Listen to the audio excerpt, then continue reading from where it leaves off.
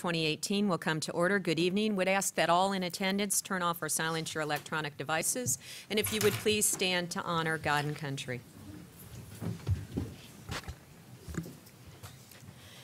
Father God, thank you. Thank you for a community where neighbor to neighbor we reach out and lift one another up. This week, many of our neighbors, many of our families will be returning to schools across our community. Father, as this council prepares to do your work this evening, we pause to praise and thank you for teachers across our community, those who minister to our children and serve our families, those good neighbors who have chosen to build up and not tear down. Father, we thank you for equipping them. May we as good neighbors take a step this school year to encourage our teachers and engage with our schools. We pray this in the name that is the perfect picture of love, and may we all live to learn to love. Amen. Our Mayor's Youth Leadership Council will now lead us in the Pledge of Allegiance. Allegiance to the flag of the United States of America and to the republic for which it stands, one nation, under God, indivisible, with liberty and justice for all.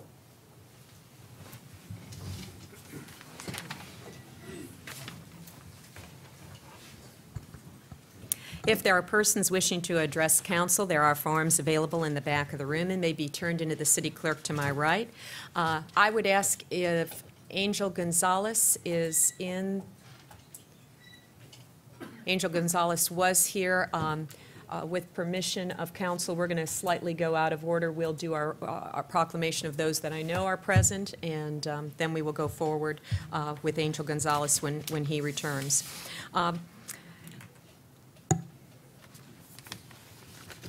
Oh, Angel Gonzalez is here. Very good.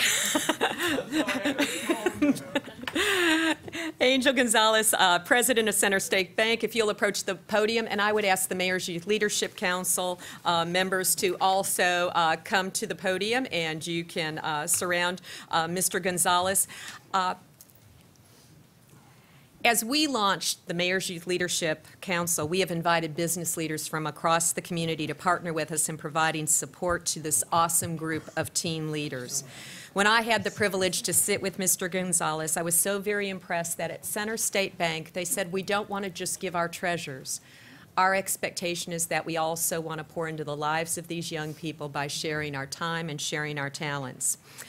We want to offer technical support, financial advice, and mentorships. Tonight, we want to publicly thank you, Mr. Gonzalez, and we will be presenting a certificate of appreciation to you for your bronze level sponsorship of the Mayor's Youth Leadership Council, which will be awarded. But I know you have a comment to make, so before I bring it down, I will turn the podium over to you, sir. I do. Thank you very much, and I appreciate everyone's time tonight. And I'm very nervous about these folks sitting behind me because I've heard so much about these kids, and although we want to give of also our time and our talent, not just our treasure, I'm not sure how much you're going to get out of me after reading some of your bios. You guys are very, very smart individuals and great representations of our community. What I would like to say, Center State is very involved in their communities in which we serve, and it's so important to understand the investment in our youth. And I'm so happy to see the City of Temple Terrace take the stand to develop this Mayor's Youth Council. So again, to our Mayor, Mel Jurado, thank you very much for doing this for the community. It's going to make large impacts for Temple Terrace for years to come. I have a little presentation, if I could bring that up. Is that okay? Absolutely.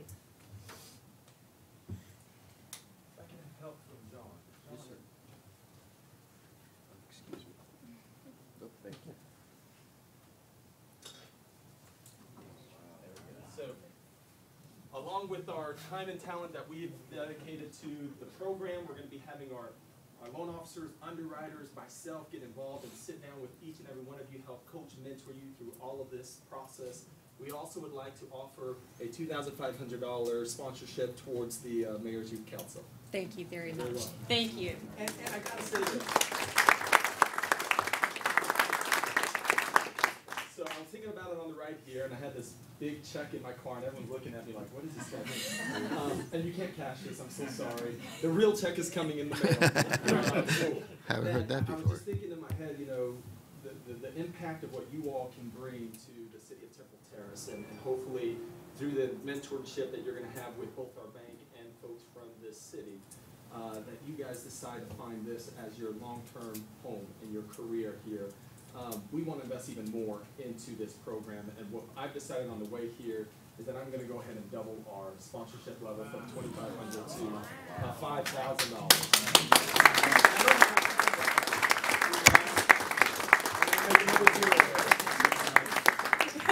Oh, we got it? They would have that. Let's see if we can get a 0 on there. There. You did it. Yeah, there you go. Perfect. There we go.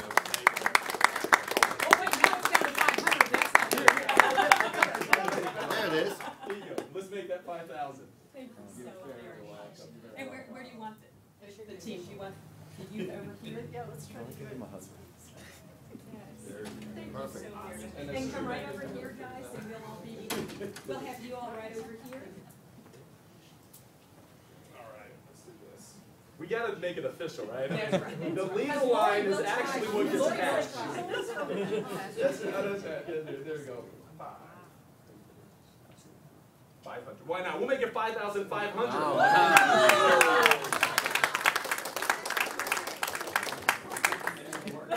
Oh, okay, we're really making it official.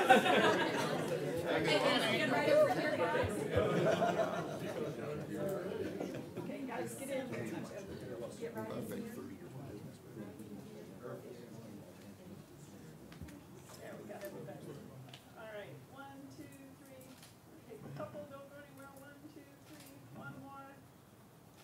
Awesome. Thank you so much. Thank you. Good luck, guys. Congratulations.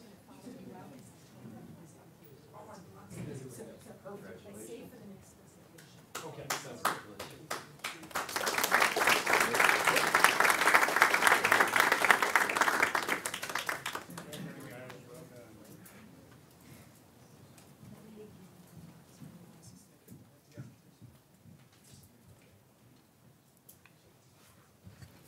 So now we get to thank Center State for their silver sponsorship.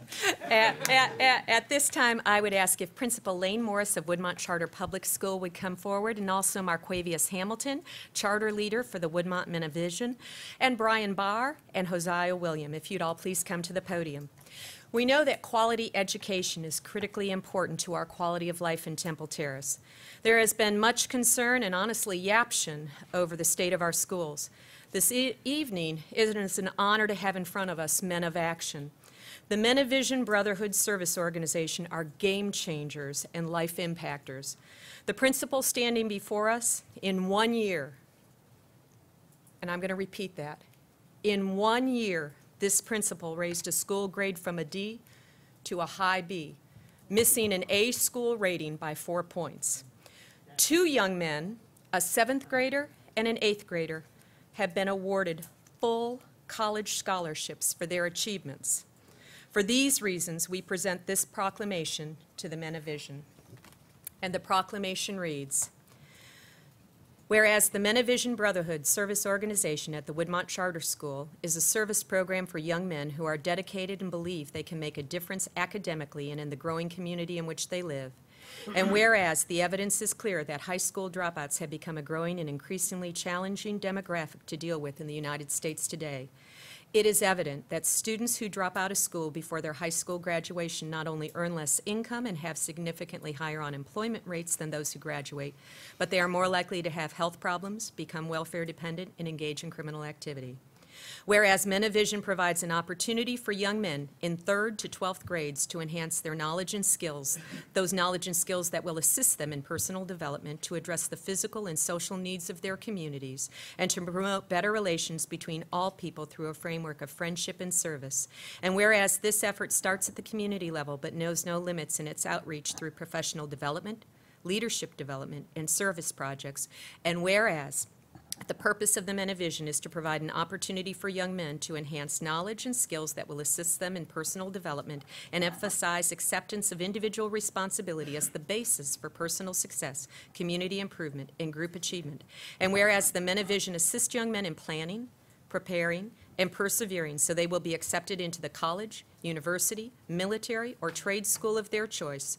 Now, therefore, I, Mel Jurado, by virtue of the authority vested in me as mayor of the city of Temple Terrace, do hereby proclaim support for the Men of Vision service program at Woodmont Charter School and urge all residents of the city of Temple Terrace to rededicate ourselves to preventing youth from entering the juvenile and criminal justice systems and recommit to building a community where all of our youth can grow, flourish, and take the city of Temple Terrace and surrounding communities to new and greater heights through effective mentorship relationships. Congratulations, Principal Morris. Congratulations, gentlemen, on your outstanding achievement. Principal Morris, would you like to say a few words before I come down with the proclamation? Thank you very much. So Lane Morris, principal at Woodmont Charter. So I just thank the good Lord, number one. I mean, the Lord has led me to Woodmont Charter School to really make a difference. And so I was just lucky to be a family member, and the city has been phenomenal, from the police department to the local churches to the business leaders. And then one thing I'm going to make a promise to you today is it's time for us to give back to you. And so we've been takers in this relationship for a long time, but we're going to give back. And so I really want to introduce two young men that's just done phenomenal stuff, and that's Marquavius Hamilton. He's the chapter leader at Woodmont Charter School, a fine, young, 20-year-old man that's taught me so much about life. And we're blessed that he's going away to college this year to make bigger and better differences in this world. I also want to thank, where are you at, Mr. Anderson? I know you were hiding. Mr. Anderson, he's the founding father of the Men of Vision. So we give you all the blessings in the world for being here tonight. But more importantly, it's about young men like Josiah. It's about everybody in the city had a chance, and everybody in Tampa had a chance, public school, charter, or whatever. And he went and presented himself. He wrote an essay. He went and interviewed. And this young man's going to 8th grade next year, and his first 2 years of college are completely paid for.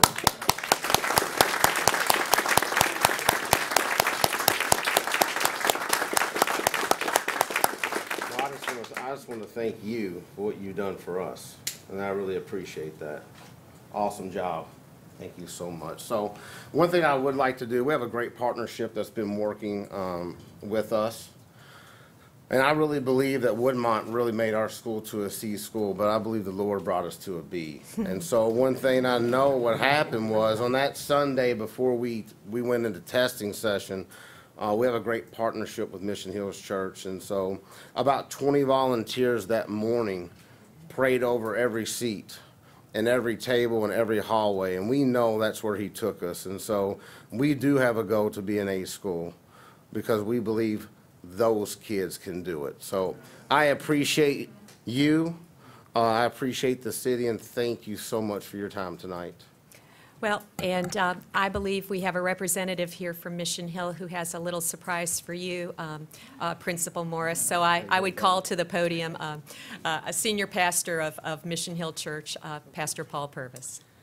Thank you, Dr. Jurado, and congratulations, Principal Morris, and to you young men, congratulations. Being a man of vision is something that is so significant and it's so important. In 2019, as a church, we will celebrate 60 years right here in this community. Legally, we're known as the First Baptist Church of Temple Terrace, but on Easter, we became known as Mission Hill Church.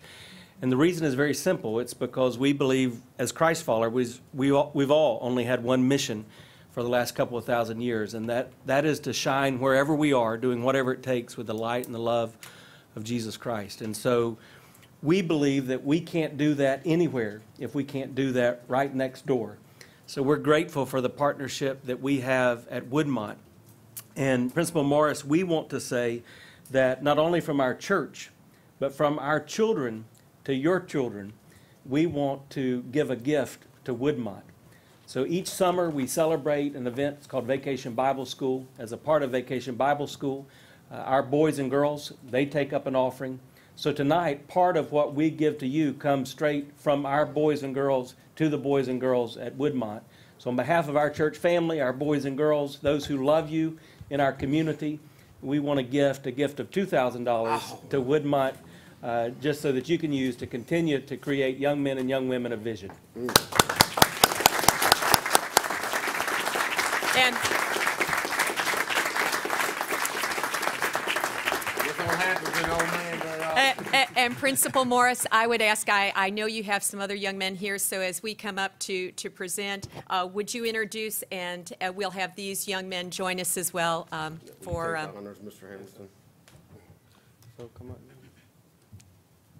So I'm Marquavius Hamilton. I was the sponsor at Woodmont Charter for this school year.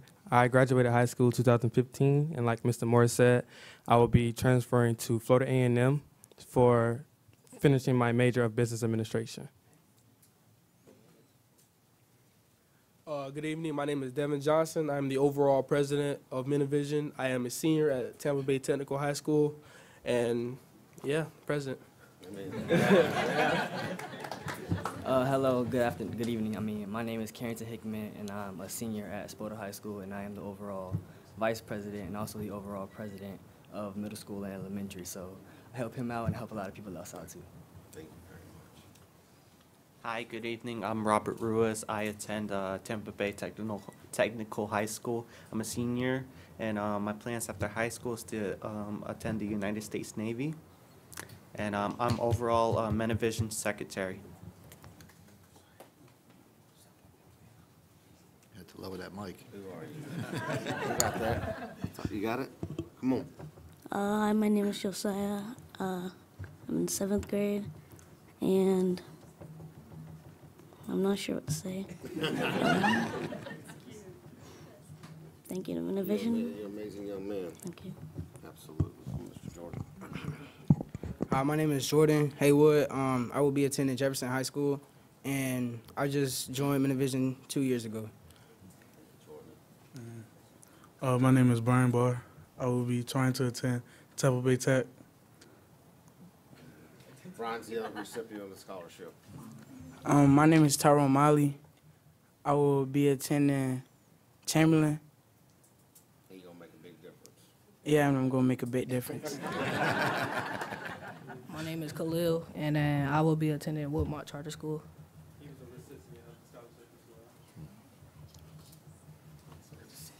My name is Corey, and I'll be attending Tampa Bay Tech.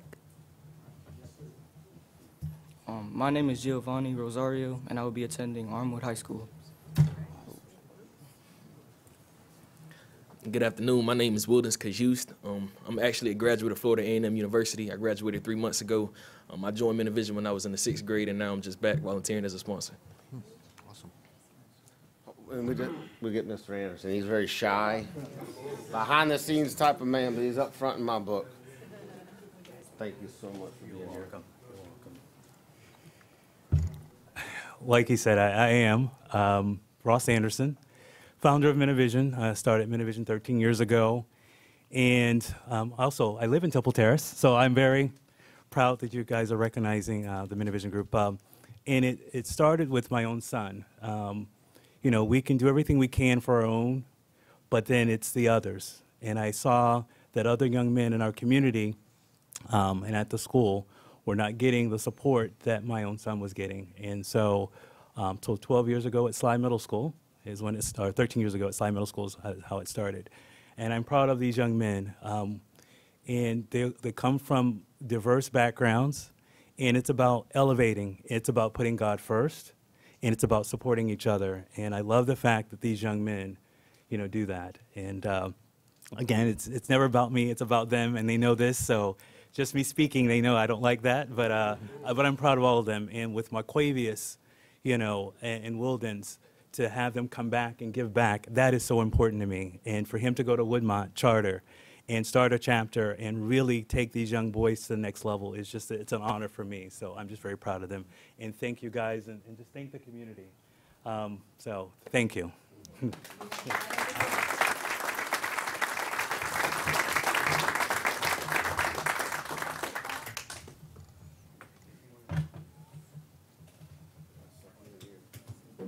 Squeeze in a little bit.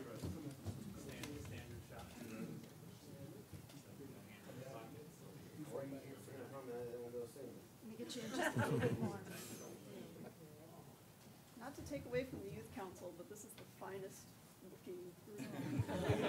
Picture of this junior. All right, 1, 2, 3. And one more. Awesome, thank you. Madam Mayor, if I have a question for these young men, if I may. Show of hands, who tied their own tie tonight? Mr. Anderson?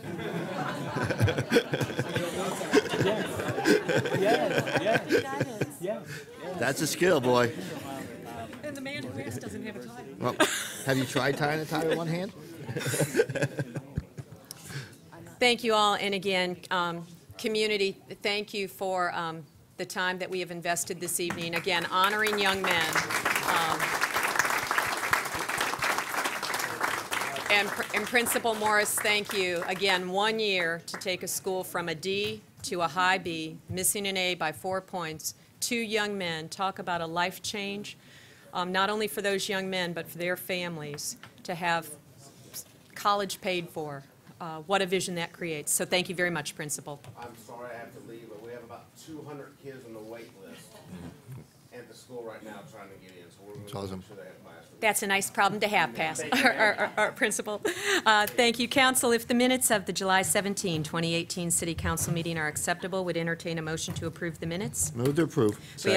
We have a motion and a second. Any further discussion around them? Thank you. All in favor signify with aye. Aye. Opposed, nay sign.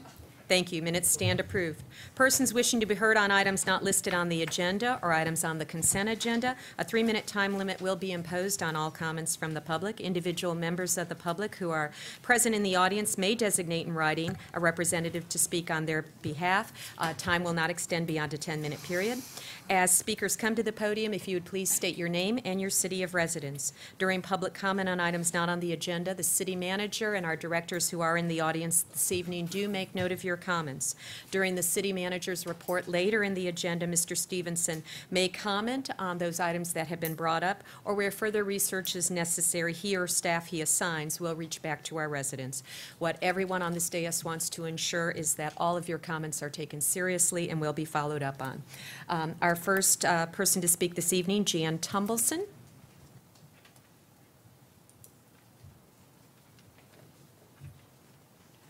Jan Tumbleson, Temple Terrace. Madam Mayor, Council, I want to congratulate y'all on the budget. Also, I wish to thank Tom Baroning and his staff regarding the fact that 206 Holland Avenue has been well done. They've cut down all the weeds, they are refurbishing it, and it's nice to have nice neighbors next door. And I'm hoping when they have an open house, everybody will come to look at the nice product we show in Temple Terrace. Thank you. Thank you. Next, Gil Schisler.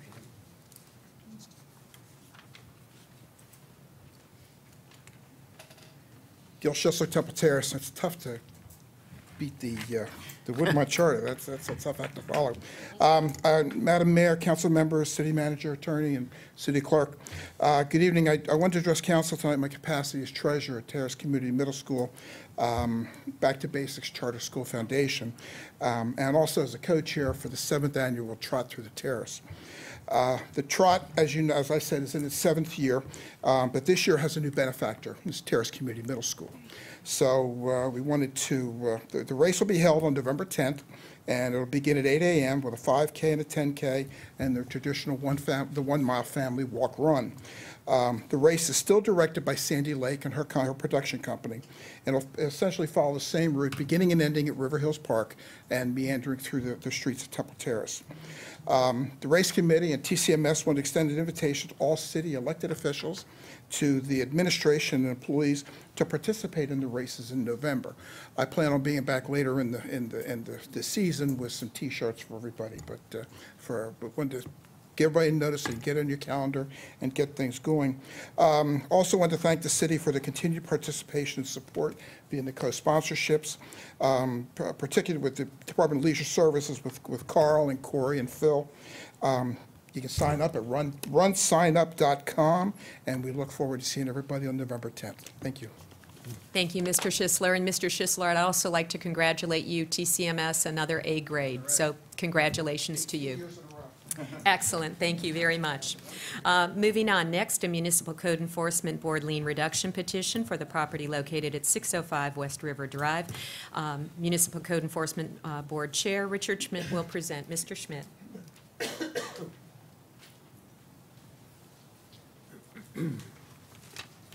Good evening, Madam Mayor, council members, Richard Schmidt, Municipal Code Enforcement Board Chair. I am here this evening to introduce to the board's recommendation for a lien reduction for the property located at 605 West River Road with a lien amount of $52,250. The city versus RESI SFR sub LLC in case number 171669 and 172830. Case 171669 originated from a tenant complaint regarding a roof damaged area leaking on August of 2017. The case was brought into compliance on April 19th, 2018, upon which time the lien had accrued to the amount of $47,250. Case 172830 originated from a tenant complaint regarding an exposed wiring condition. A maintenance person left exposed wires in November of 2017.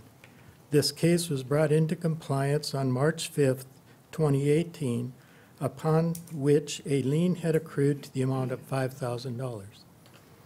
Both cases were brought by the tenant, Miss Lee, and her family with health concerns with mold and electrical wires hanging out. After hearing from Director Baroni, the petitioner A.J. Bidizel, representing RES, and Miss Lee, the tenant, and board discussion, the board, on the recommendation as presented by Board Director Baroni, to be reduced from $52,250 to $15,300 by motion and on a 6-0 vote. The recommendation to council is for the lien to be reduced to $15,300. If you have any questions for me, I'd be happy to answer. I do not believe the petitioner, Mr. Bidizel, is here this evening. He is not. Very good. And does staff have anything to add at this time, Mr. Baroni? Are there members of the public that would like to address the council on this item?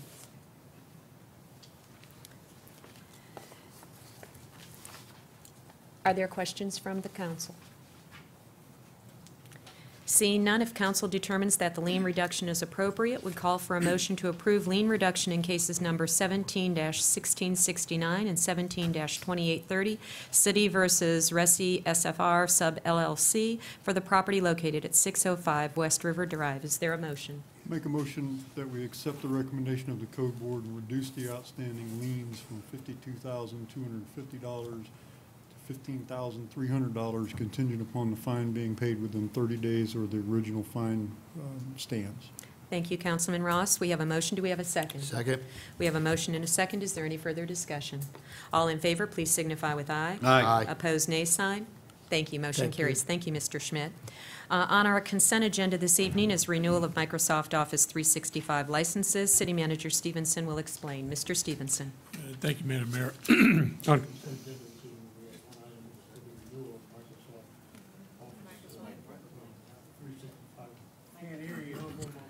I'm sorry. How about now? We've got one consent agenda item this evening. It's for the renewal of the Microsoft Office 365 licenses that the city uses throughout for all of our staff. Approving the resolution would approve the purchase of the software licenses and maintenance and support systems in the amount of $45,851.90. Funds are available and allocated in account 001 1121-513.34.28. This purchase is being made on a piggyback contract and is based on the Florida statute contract of number 432-30000-15-02. We recommend approval of this renewal. Thank you, Mr. Stevenson. Are there any persons in the public who would like to comment on this item? Seeing none, if the consent agenda is acceptable, would entertain a motion to approve the item on the consent agenda. Is there a motion? Move to approve consent item A, renewal of Microsoft Office 365 license. Thank you for that motion. Is there a second? Second. We have a motion and a second. All in favor, please signify with aye. Aye. Opposed, nay sign. Thank you. Consent agenda moves forward. Next, a resolution celebrating 50 years of Home Rule. Councilmember Sherry Donahue will present. This evening, we have an opportunity.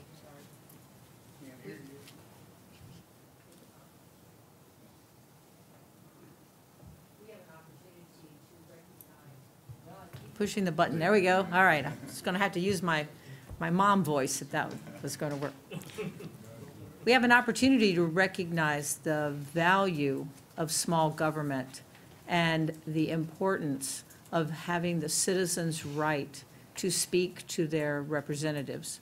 You know, we could all go to Tallahassee, but it's not exactly an easy trip, whereas to be able to come and speak to your fellow council members is a very important thing. Yes, you can stop us in the grocery store, what have you, but the way government works is for the local voters to be able to connect with their elected officials. And the reason Home Rule was established is because of that connection. And that connection is valued. And so therefore, in the state of Florida, the voters years ago decided that Home Rule would be protected, that the elected officials, even though we do elect the officials who sit in the state government, that the closest representative is the one in the local government. So therefore, Home Rule was established, and we have worked diligently to protect that. And occasionally, there's an idea that, you know, maybe the folks in Tallahassee think that they would know better. But we have to remind them constantly that there are so many things that need to happen in the closest form of government, being the local elections. And so tonight, we recognize that we've been blessed, if you will, with a state where Home Rule is protected and appreciated, not only by your local government, but the state of Florida and those who support it. So we do have a recognition to, I believe you have something? Yes? No? We're just. No, Councilman Donahue is making the presentation. I do Okay. not. All right, that's fine. No, it's really to recognize that in our own local effort. The Florida League of Cities has asked each of us to recognize that, and therefore it's a simple recognition. And we want them to know that we appreciate the work of the state government, but we definitely appreciate the fact that Home Rule works. And so when you hear us occasionally say there's been a challenge to Home Rule, the reason for that is that someone has decided that maybe they should overrule us. So thank you, and thank you to each of you for your efforts in recognizing the value of that. Thank you. Do you want to read the resolution? No. If I do not have a resolution. Thank you. If acceptable, would entertain a motion to To agree. to agree on our support of celebrating 50 years of Home Rule. Is there a motion? So moved. Is there a second? Second. Very good. All in favor signify with aye. Aye. Opposed, nay sign. Thank you. Motion carries. Next, item 6B, a public hearing and second reading of an ordinance to amend the code to enact a new section creating the Office of City Attorney. The public hearing is now open. City Manager Stevenson will give a brief review. Mr. Stevenson. Thank you, Madam Mayor. This is the public hearing and second reading of an ordinance that would amend our Code of Ordinances, enacting a new section, actually creating the Office of City Attorney, with the hiring of an in-house attorney, Ms. Shishon, in November of last year. We came to realize that there isn't a section in the code that addresses her office. This is the ordinance that would, in fact, create that office and upon which we can establish a budget. So unless council's got any other questions, we just need a second reading on the ordinance. Are there members of the public wishing to address council on this item? The public hearing is now closed. Council member, any questions? Seeing none, if the city clerk would please read the title of the ordinance. An ordinance of the City Council of the City of Temple Terrace, Florida, amending Chapter 2, Temple Terrace Code of Ordinances by enacting a new Section 2-A3 and Chapter 2, Division 3, Article 3, Division 2, specific offices entitled City Attorney, and providing for the repeal of ordinances or parts of ordinances in conflict herewith, providing for severability, and providing for an effective date. Would entertain a motion to adopt the ordinance. So moved. We have a motion. Do we have a second? Second. We have a motion and a second. Is there any further discussion? All in favor, please signify with aye. Aye. Opposed, nay sign. Thank you. Motion carries. Next, a resolution approving the transfer of funds from the Red Light Camera Net Settlement Fund to the Public Pension Fund. Chairman of the Police Pension Board, Mike Lowell, will explain. Good evening, Madam Mayor, members of City Council. In February of 2008, the City of Temple Terrace created a red light camera program to enforce red light traffic infractions at various intersections throughout the city. In April of 2009, a class action lawsuit was filed against the city and was eventually settled in 2013. Pursuant to that settlement agreement, a net settlement fund was created. And as part of that, basically to pay any of the claimants that were part of that class action lawsuit. As part of the agreement, any unclaimed monies in that net settlement fund were to be used at the discretion of City Council, or I'm sorry, were to be used to fund the police and/or fire pension fund at the discretion of City Council, whether they could use the police and fire, or just police or just fire. Currently, all the monies were paid out in 2014, so there are no further claimants that are waiting to be paid. Currently, there's $56,717 that are unclaimed funds that are needing to be dispersed. As the red light camera program was exclusively administered by the police department, it is the unanimous recommendation of the Police Pension Board that all of these funds be dispersed to the Police Pension Fund. Furthermore, we would like, or the Police Pension Board would like to use those funds to be applied directly to our unfunded accrued actuarial liability. So this would be over and above the city's normal funding requirements for the pension fund. Are there members of the public wishing to address council on this item? Seeing none, I would ask if council has any questions, Mr. Lowell. Seeing no questions, if acceptable, would entertain a motion approving the transfer of funds from the Red Light Camera Net Settlement Fund to the Police Pension Fund. Is there a motion? So moved. Is there a second? Second. We have a motion and a second. Any further discussion? All in favor, please signify with aye. Aye. Opposed, nay sign. Thank you, Mr. Thank you very Lowell. much. Motion carries. Council business, are there any carryover items? Councilman Donahue. I apologize for not reading the resolution. Normally, we have a resolution on home rule. Normally, when we have discussion, we then turn it over to the city clerk and she reads it, so I was not prepared. Can we go back to that? Do we need to? I mean, we do have a resolution that has been prepared. I think I was just off. We're not normally the ones who read the resolution, so I think that's why I was kind of thrown off kilter for a second. So it's at your pleasure. If the resolution is available, absolutely. I have the title, but I don't have the actual. Okay, so I have the resolution. Do you want me to read it, or would you like to read it? Okay. Resolution number 18, resolution of the City of Temple Terrace honoring 50 years of municipal home rule in the Florida Constitution and committing to an educational initiative to help Floridians understand this beneficial right. Whereas Florida voters placed municipal home rule powers into the Florida Constitution on November 5th, 1968, during the regular elections as an amendment to Article 8, and whereas this power has enabled each city town and village across the Sunshine State to consider, adopt, revise, or remove its own laws without the need to seek legislative permission from the state, and has further served as the foundation upon which every municipality builds its governmental structure. And whereas the political climate within the Florida legislature has recently included many attacks on these powers, and whereas grassroots measures calling such actions wrong and declaring that local decisions be made at the local level by local officials must continue, so that all legislators clearly understand Florida's home rule as a constitutional power and one upheld in state statutes. And whereas the 50th anniversary is a fitting time for all municipalities to engage their respective citizens to educate them about the Florida Constitution and local laws, so that all Floridians may continue to receive the many benefits of home rule.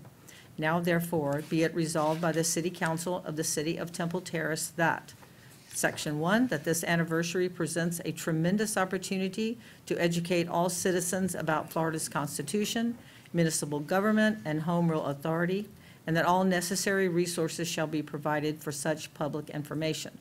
Section 2, that the City of Temple Terrace will actively challenge all efforts to reduce or erode this cherished right, and further employ all efforts to ensure state and federal government partners understand that a one-size-fits-all approach to governance is not in the interest of Florida citizens.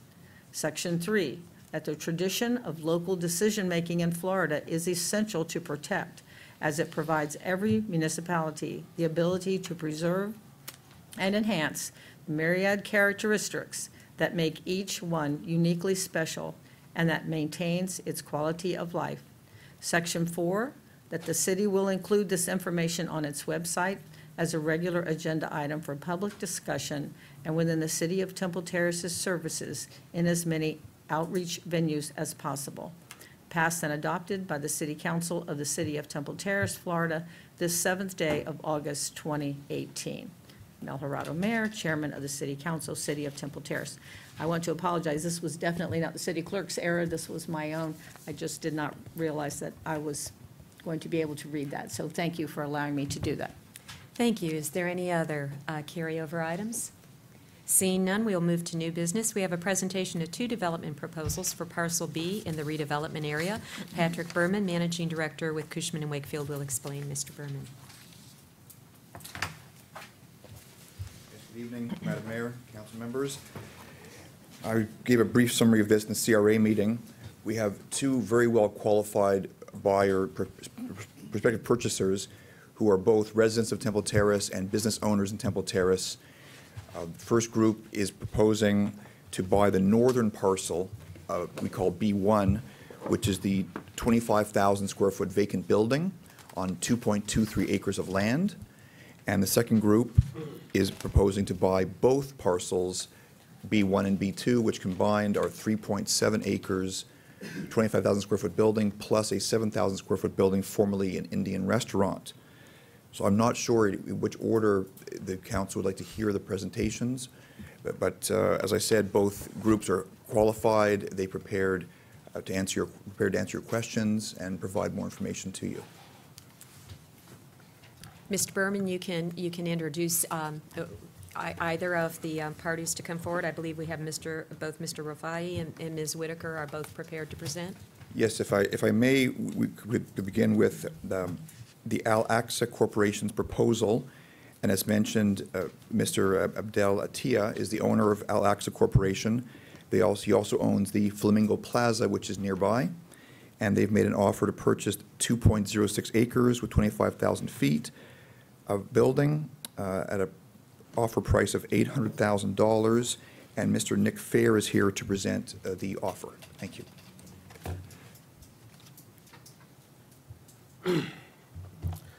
Good evening, Mayor, City Manager, and all the council, and all the audience.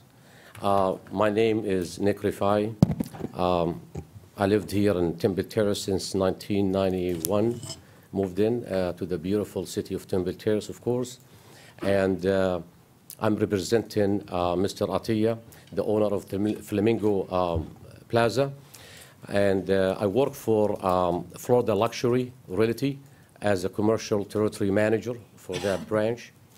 And today, I'd like to go and briefly show you the project we're proposing for that vacant property. But let me say a couple things before I start with this presentation. I can agree and disagree with David when he says something about that plaza, to leave it off for now and just keep moving and just forget about it. I think it's very wise to get this plaza or the bandit building to be sold and redeveloped, because this is really affecting, this is for years, it's been vacant and it's been bandit, and it's affecting the neighbors' properties around the value of these properties. I spoke to many residents and business owners in that area, and they all complain about the image of that building sitting there. Plus, it's an invitation. Abandoned building is an invitation for the druggie and for the intruders and for the homeless, and that's a big liability for the city. So I think the best way to do it is to get rid of that building, sell it, generate some taxes, generate some money, and make the city beautiful. Now, every time I pass on the street, 56th Street, I look at that building. It's very depressing, very distressing for me, because it's sitting right there, nothing to do around, and I pass it a few times, and I see people hanging around and sleeping in the back. But anyway, to make the long story short, we present in here to go ahead and we have a preliminary inspection, and we have about between $1.5 to $2 million budget for renovation for that property. Now, we cannot really determine the value of the renovation at this point until we have our due diligence, hopefully, and get a full inspection for the property and find out if that property needs to be demolished or need to be renovated. It depends. Either way, if we have to renovate it, we have a budget between $1.5 to $2 million. And if we have to demolish that property, it's going to increase about $500,000 above that.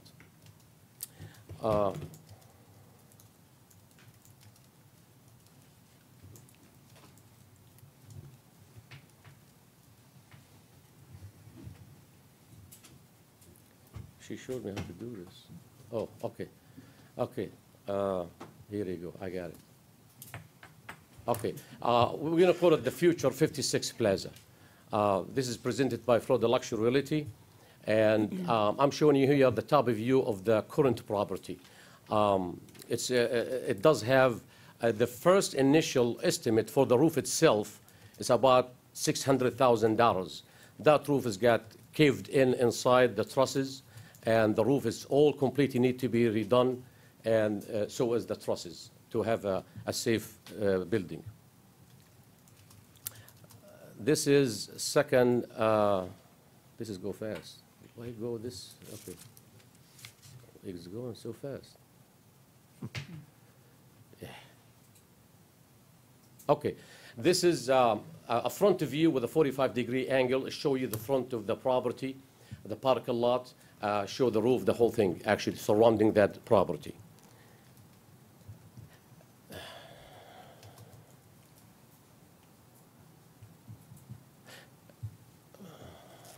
Why are you going so fast? Okay, now this is front view, just to show you the property from the street, from 56th Street. And it's very depressing to see a major street in Temple Terrace having this vacant and abandoned property. It makes the image so bad, it looks so bad. Now, the prospective purchaser, the prospective purchaser for this, the history of him, as everybody know, Flamingo Plaza, Mr. Atiyah, he owned that plaza, and its market value right now, fair market value, about $3 million. Also, he owned a house since 2003, I guess, and it's worth about $300,000. He owned the restaurant, the Greenland restaurant. It's worth about $350,000. So he owned the grocery store. So all total together, he got an investment, or he have an asset over $4 million. Now, what he like to do with this property, he would like to do other flamingo, same style flamingo. And the purchased property will be redeveloped as a strip center with a multiple retail mixed use. So we're going to have a restaurant, we're going to have maybe a chiropractor, a pharmacy. It's going to be a mixed use. Probably going to consist between 6 to 8 retailers in the front. This is the way, hopefully, we did just a preliminary drawing for it, and that's how the plaza is going to be. You're going to see like 8 retailers in the front, and we're going to add an image of arcs on the top as the Mediterranean style, palm trees and lightning and the parking lot. But this is just to tell you exactly how it's going to, hopefully, is going to look after we finish to redevelop it. Either we have to renovate it or we have to demolish it. We're going to build it that way.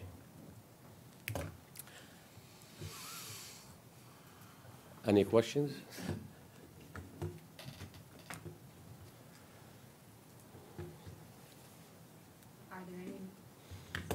Are there any members of the public who would like to comment on this item? I have one form from Jan Tumbleson, and then we will come back. Thank you. Yes. Jan, would you like to wait until both have been presented to comment? Okay, very good. Thank you. One more thing. Hopefully, if this construction or this renovation is accomplished or this plaza purchased, and after we're done with it, probably going to generate between $30,000 to $40,000 a year as a tax for the Temple Terrace. So. Thank you. And next, am I correct, Mr. Berman? It's Ms. Whitaker? Yes, Madam Mayor, so the second proposal or presentation is, just to be clear, is to acquire both parcels. So parcels B1 and B2, to summarize, that's 3.90 acres, 32,000 square feet of currently vacant buildings. And Barbara Whitaker is here to speak on behalf of the prospective purchaser, Bassem Ali.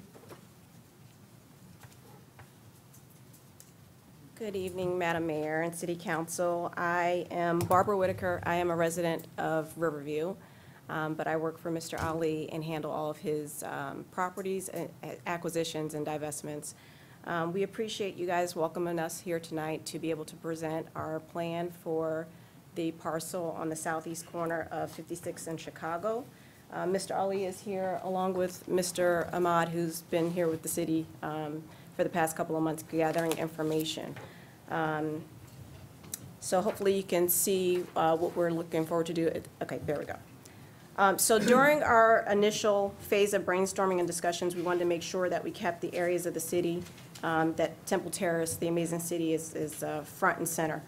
The fact that this is the gateway city to the rest of Tampa and has a rich history is integral in the local tourist industry, has a great shopping area, and is highly valued as far as the community, where aspects, we wanted to make sure we incorporated all of these things into our presentation.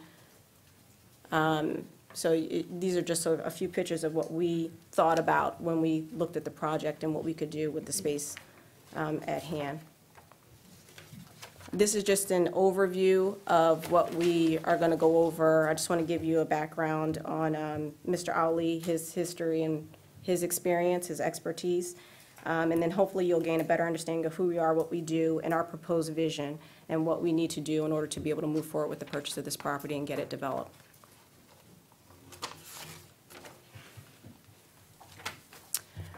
Mr. Ali is a local resident of the Tampa Bay area for over 20 years. He is a petroleum jobber for over 23 years. He has ownership holdings, most of which he has majority ownership in several diverse groups and industries, including real estate, oil and gas industry, convenience store, wireless communications, environmental companies, restaurants, QSRs, truck stops, and an air park. He is a treasurer for the Board of Trustees for the American Youth Academy, which is actually located in the city of Temple Terrace. He sits on the National Advisory Board for the member, he is a National Advisory Board member for Chevron Petroleum. He has active partnerships with BP, Marathon, Chevron, ExxonMobil, Sunoco, Subway, Hardee's, KFC, Pizza Hut, T-Mobile, Metro PCS, Fifth Third Bank, Wells Fargo, and PNC Bank. He has an in-house construction manager, and some of his current projects that he has ongoing is a $7 million truck stop development. He has three $3 million retail and hospitality multi-use developments that are currently underway. He has a retrofit of a McDonald's location that we are changing. And we also have a $10 million private school development that we are in the process of handling right now as well. Mostly you'll see he has the financial strength and backing. I know there's been some issues with getting some strong investors to be able to develop that property. But what you'll see is he has the financial strength and backing to be able to get the project done and get it done in a timely manner. We looked at, it's doing the same thing. So one of the things I don't know why it's going, okay, there we go. One of the things we wanted to make sure we considered when we looked at the project is we took a look at the strategic planning goals for the city. We did some history and some research to kind of figure out what are the goals of the city. And we found out that there's, community development kind of fell towards the middle of the pack when you looked at where it was on the rankings with what the residents were looking for. But at the top of their list was, image and amenities. So when we looked at those items, we wanted to make sure we incorporated that into our plan to make sure that we can meet the needs of the residents and what they were looking for, as well as what the city is looking for in the strategic planning goals that was on the website. This is an overview, of the demographics and analysis of the area. Just kind of shows the property, where it's laid out. We pulled some of this information from the memorandum from Cushman and Wakefield. The important pieces here are definitely the demographics. It is an area that we have to make sure that we consider the return on investment that we're going to get there and put something that's going to be used by the residents but also attract people from the local areas, as well as tourists, since we have the tourist attractions that are close to us. The zoning, it is commercial general zoning, but it is part of the downtown overlay district. We know that from speaking with the city that the city was really interested in making sure that we had an urban upscale mixed use for that particular property. You wanted to have somewhere where community can come, where they can go shop. There's retail space that's there. And so we wanted to make sure we addressed all of those in the planning and the design that we were looking for.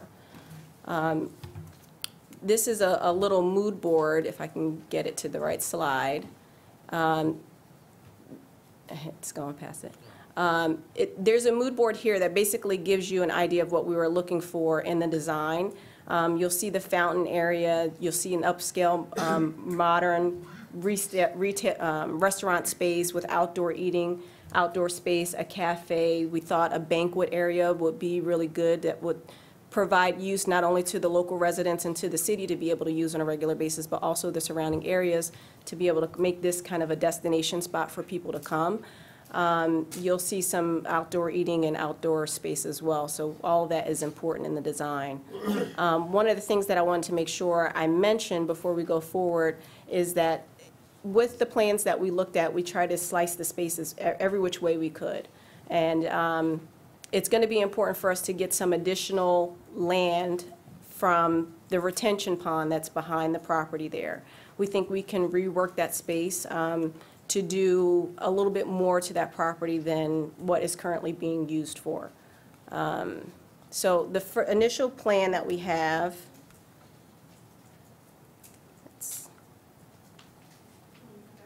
yes, if you can just hit it, it's not working right properly.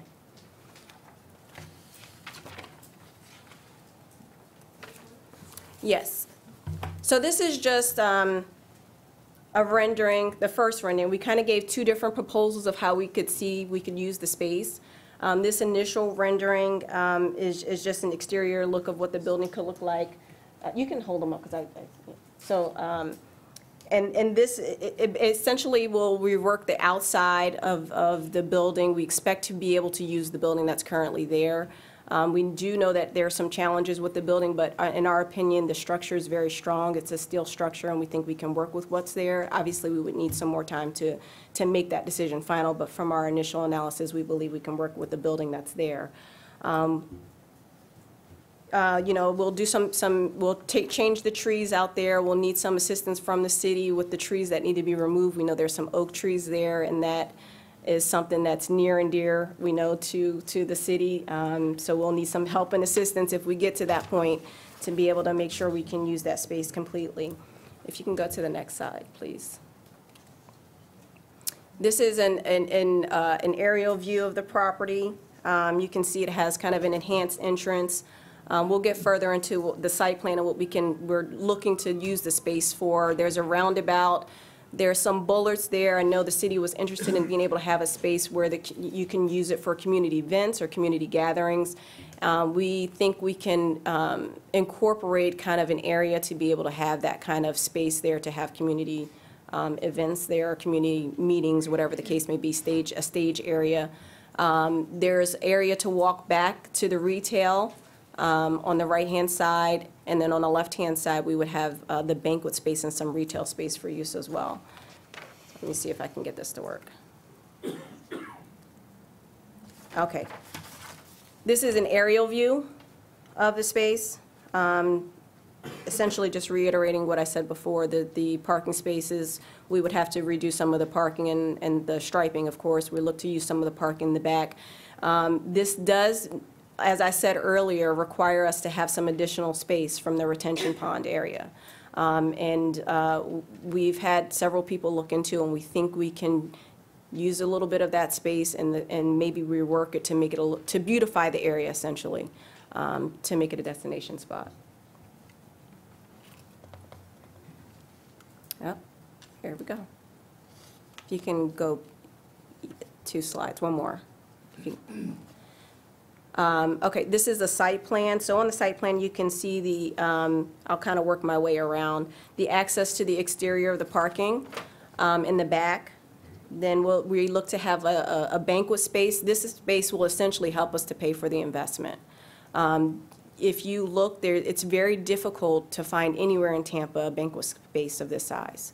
And so we think it would be a good attraction. It could attract some major events for people to come here. And while they're here, they'll have their retail space to attract them as well. So we think it's a good option for the building. The bollards there around the roundabout, it's hard to see. You have a little arrow pointing to it, but that will control flow of the traffic. So if there's a community event or a stage that's being used at the time, we would put those bollards up. That will block any traffic from going around the fountain, and people can just walk through freely. Any other time, we could have the bollards down and they can, drive their car around, kind of similar to what you see if you go to like the outdoor malls. You can drive past the outdoor malls. That's kind of what we're trying to do on the right-hand side. Full service restaurant in the back with the water feature as well, and then some outdoor seating. And then there'd be like a community fountain. So that's a general idea of what we were able to put together. This project would be done in phases, so the initial phase would be to attack the building. We need to make sure, based on the demographics and what we've seen in the area, that economically it makes sense to do the second part, the second phase.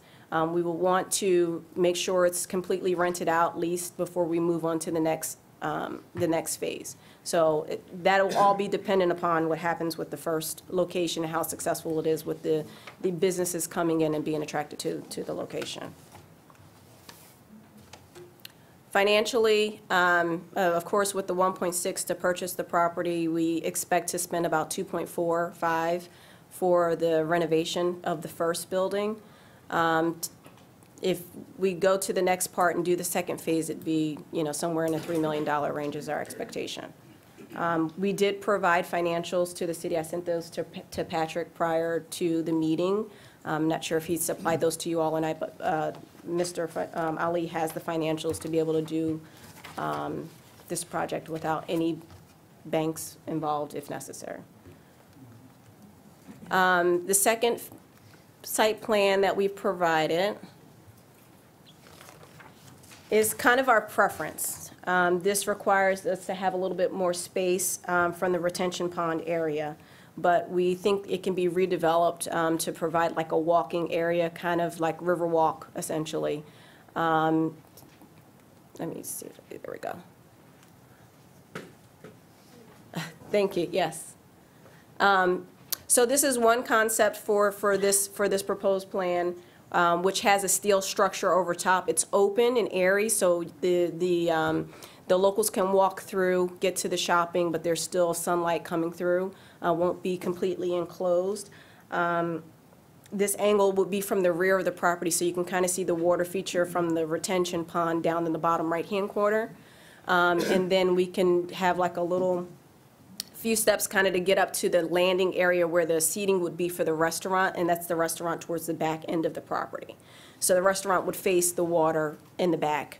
And then you'd walk through, the retail will be on both sides of the property, and then the main building would be on the right side. So the parking is in the front, and you'll see 56th Street towards the top of the screen.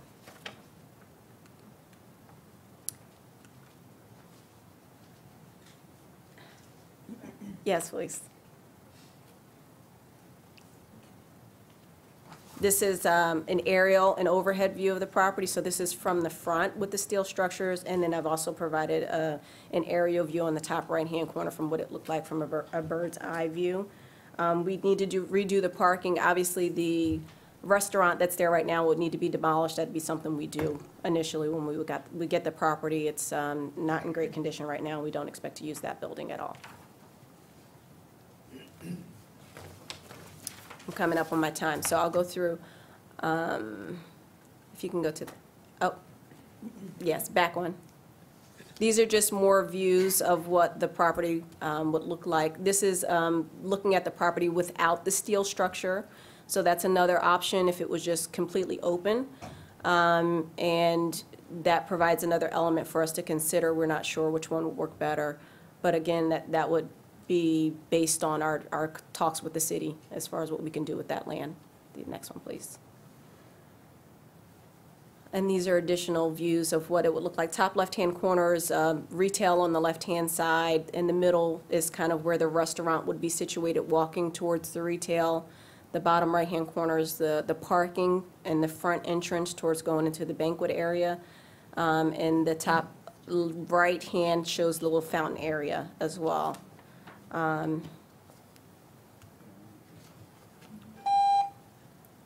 That's my time, but there's some additional pictures there. We've provided the entire presentation to the city. This is a site plan, essentially, of what the space would look like based on what we just showed you guys. Any questions? Thank you, Ms. Whitaker. I would ask at this point, Jan Tumbleson, we have some questions. Oh, you're good. Are there any other members of the public that would like to address council on this item? I see Mr. Stats. Mr. Stats, if you'll please come forward.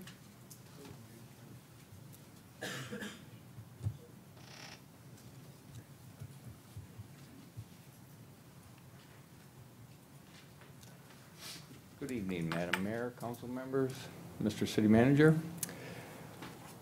I come only half prepared tonight because I didn't realize this was going to be on here, but anyhow, I think it's great that these people are contemplating doing a project there. It's a project, of course, that we'd like to see happen. The only problem that I have, I think it's the offer is terribly, terribly low. In comparison to Paragon, Paragon paid about $23 a foot for their land. And the first offer is $9 and I believe 90 cents a square foot. And the second offer is $8.91 a square foot.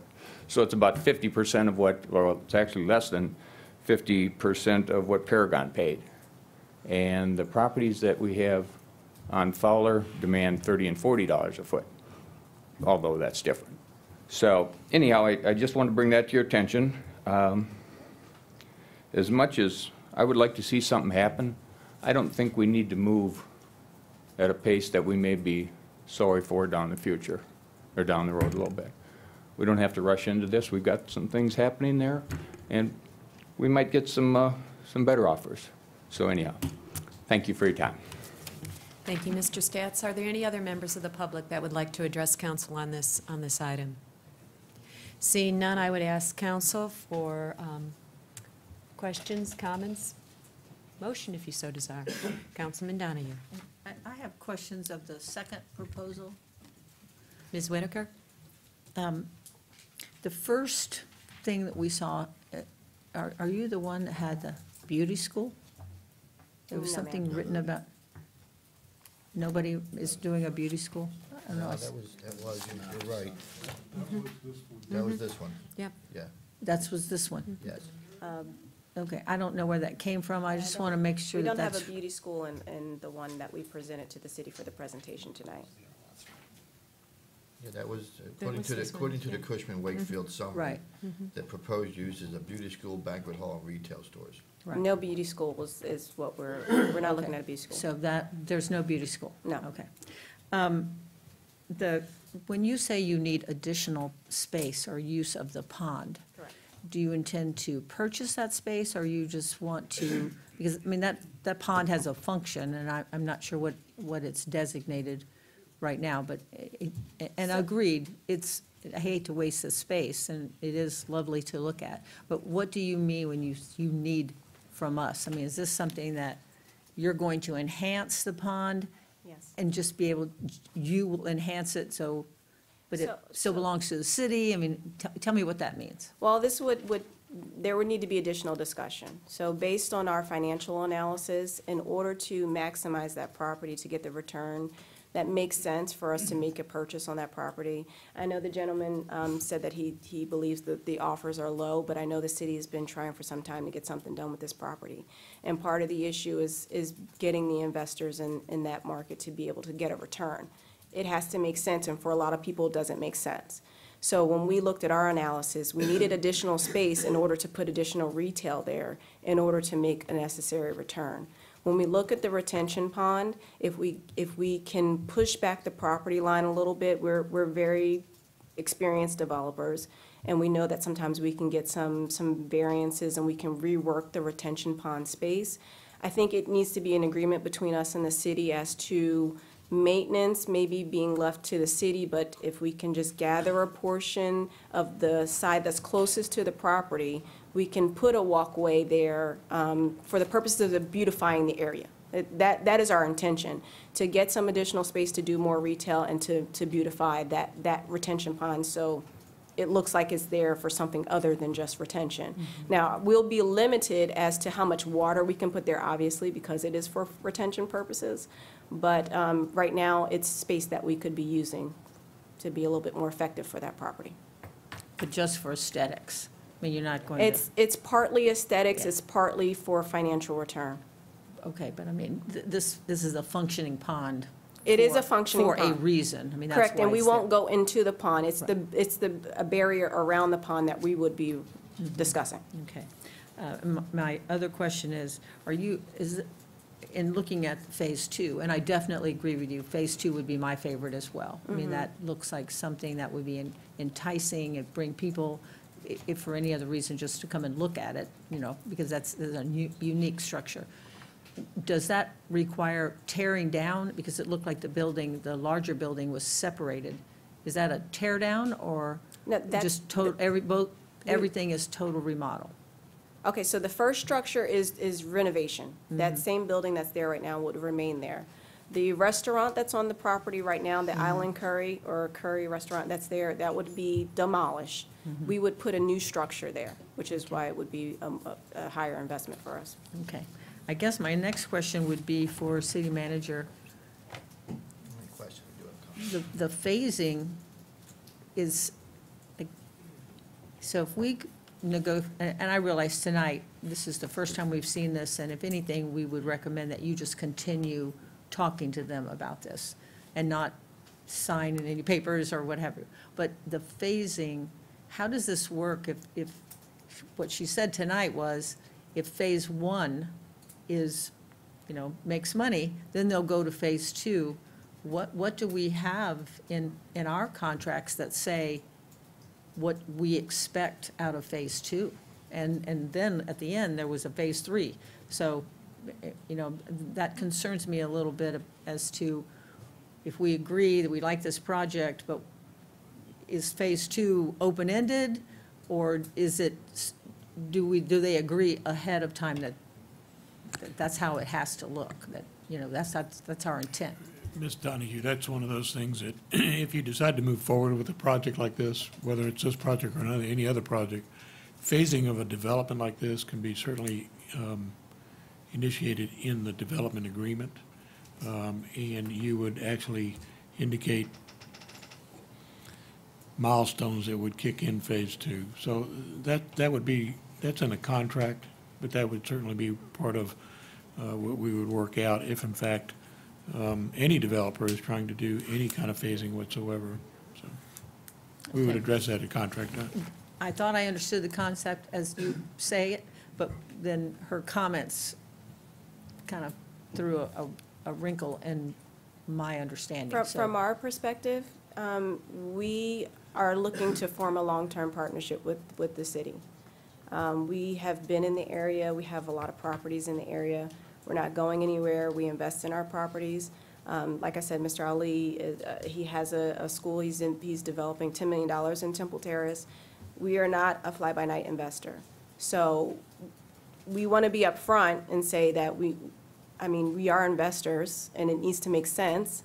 We're not going to put money somewhere we don't believe it can grow. So that's why we're here tonight. You know, we think there's an opportunity here for this to grow to that level, but I can't, you know, we don't want to get in a position where we are overzealous with the other information that we have with respect to the market and the demographics and what the city is expecting. When we had our discussions with Patrick and when Ahmad has come to the city, you guys were very upfront with, you want an upscale look. We want to give you that, but it needs to make sense with the area and what we expect to get as a return. So we're just being upfront about that. Okay. Thank you. Councilman Pagorlik, and then we'll go to Councilman Boggs. Mr. Stat stole a little bit of my thunder, but he's absolutely right that, you know, if we were to make this sale to either one of the developers here tonight, and I thank you both for coming, I appreciate your interest in our city, but I don't think the city's in a position of giving things away at a bargain basement price. And I truly believe that, you know, nobody has a crystal ball, and we don't know what's coming down the road, and there's naysayers out there that'll tell you that the crash is coming again. But, you know, last crash was 2008, so maybe it is, maybe it isn't. But I truly believe that we can do better. I have the proposals, you know, more retail, that's kind of same old, same old. Quite frankly, a phased construction concerns me always, because there's no guarantee that what's sitting there isn't going to continue to sit there under a different ownership. The $9 a square foot or the $8 a square foot, depending on which proposal you look at, concerns me greatly, because I know we can do better. And putting in some apartments and building some other retail that we already have under contract will make that property more valuable and will make that property more likely to sell, because you've got some other retail there. I mean, you look at any retail establishment anywhere in the country, and that's what they do, okay? We shouldn't be in a hurry, okay? I think putting the brakes on at this time, and let's get some work done. Let's turn some dirt and see what happens. Not that I want you guys to go away. I appreciate your offers, but I just think at this time, we are doing ourselves and our citizens a disservice and not really fulfilling our fiscal obligations by giving the property away at these prices. You know, if you're getting into the weeds a little bit, we just got the country club back on track. And one of the things that they're proposing here is a banquet hall. We're kind of cutting the throats of the country club a little bit by putting in another banquet hall when we have a country club who's finally getting back on their feet. And a big portion of that business plan is banquet facility sales. So, I mean, there's a lot of other minutia that I could get into, but I just think from a big picture, we can do better. We can do better on the pricing, and we can do better as far as uses. I mean, the first one was another Flamingo Plaza, and Flamingo Plaza is great. I've eaten at that green, whatever, I can't remember the name of the restaurant, but it's good. Green, thank you. It's delicious. I love it there. The market, I go to the market all the time, but I just, again, I think the $9 a square foot or $8 a square foot, depending on which developer you look at, we can do better. And we should do better, and we owe it to the people of Temple Terrace to do better. And waiting doesn't hurt us. We got two projects sort of kind of underway. Let's turn some dirt and see what happens. Thank you, Councilman Boss. We'll go to Councilman Boss and then we'll go back. Thank you, sir. And I'm going to agree with David and the staff or Mr. Berman like to confirm the numbers that Mr. Stats gave us regarding the square footage or disputed it all, because I didn't have a comparison to the other ones, and I didn't bring them with me to do real quick right now. He's right, I did the numbers myself. Yeah, I didn't do it. I didn't bring them with me, but, so, that is problematic. I know before, when we got the initial offers from the first two, Richmond Group and Paragon Group, they came in lower also, and there's more discussions between the groups and Mr. Berman. If that has to continue on to see if the concerns of council are addressed regarding this price point issue, which really we're at right now. In my opinion, I would prefer to see a full development of the whole area with one person doing it. And I'm going to say again, phases are of a little bit of concern, because we thought we had good phase structure built into the last developer agreement, and one or two words were able to, turn the tale of what should have been done into what never happened. In a 200, 300-page contract, one or two words were used to go ahead and throw the whole thing up into a tizzy. So it is a concern of mine. If Mr. Berman would like to speak more with the developers of the project regarding, price point and everything else, because obviously that's a concern. It's a concern for us. It's a concern for our citizens. We're somewhat not in a rush, because it was discussed during the budget hearings, and there are concerns, does the market collapse again? But during concerns of budget hearings, no matter what we bring in initial sales, well, we can't pay back to the bank for 5 years anyway, because we can only pay interest for those first 5 years. So, on the balloon, the 10-year loan. So, in that respect, we're not in a rush to get everything paid down right away. So we can wait a little bit. And that's based on price point and everything, not necessarily plan design. I don't necessarily have a problem with any retail uses, catering halls. Everyone has different halls for different events and stuff like that, different retail uses. The phase issue causes problems for me, because if you just build a catering hall and a couple restaurants and you never go to phase two, that takes out the whole community area, that takes out the whole fountain structure, that takes out everything except for getting the bad Indian restaurant building knocked down. And I agree, we're not taking any money right now. But I think we need to, maybe wait and look a little further, and if there's more discussion regarding price point that could come back to us a little bit better, I think 50% of the previous price point on the same street, closer to the river, is a significant issue for me at this point. Thank you, Councilman Boss. Councilman Ross. Excuse me, I had a couple of questions for Mrs. Whitaker. So I think I understand your intention, but I'd like you to say it a little more clearly. Is it your intention to build this and hold it, or to build this and sell it? Yes, sir. We would hold it. You would build it We're and local, hold it. we're here. Since I've been working with Mr. Ali, we've probably divested only 3 of our properties, and we own close to 170. Okay. Well, that leads to my next question. Can you tell us about any properties or projects that you've done that are similar to this that we can think about in our mind? No, we don't have any in the area. Most of our properties that we own in the area are gas station properties. We do have strip centers. We have a truck stop that's in Tampa that we're in the process of redeveloping right now. We have the other projects that I mentioned in the presentation. We have a project in, 2 projects in Ohio. We have a strip center that's located in South Florida in Fort Myers. I don't have anything in the local area to point your attention to, but you can definitely provide some information to Patrick for you guys to see some of our work. Okay. Mr. Pogorlich referenced this also when I was looking at the banquet facility. I couldn't help but thinking of the Golf and Country Club. As he alluded to, we just kind of got that stabilized. Now, I don't know how big the facilities are at the country club. I don't know if anybody wants to speak to that, but it looks like this might be significantly larger. I don't know what your target audience is for this. Well, I mean, I think there's, you know, I think we all have to sit back and think about, this is very early in the process. We were given a property and asked to provide information to you all to look at tonight. Although we spent a lot of time and spent a lot of money, there's definitely more work to be done, and that's something that we want to come to the city and discuss so that we can get on the same page. We definitely want to meet the residents' concerns, which is why we put in our presentation that we looked into what were the things of interest to the city. You want somewhere to go, you want somewhere to walk, you want somewhere to sit, you want somewhere to relax. The property is not being used, it's not bringing in revenue, and our project will bring that to the city. If that is not something of interest, I completely understand.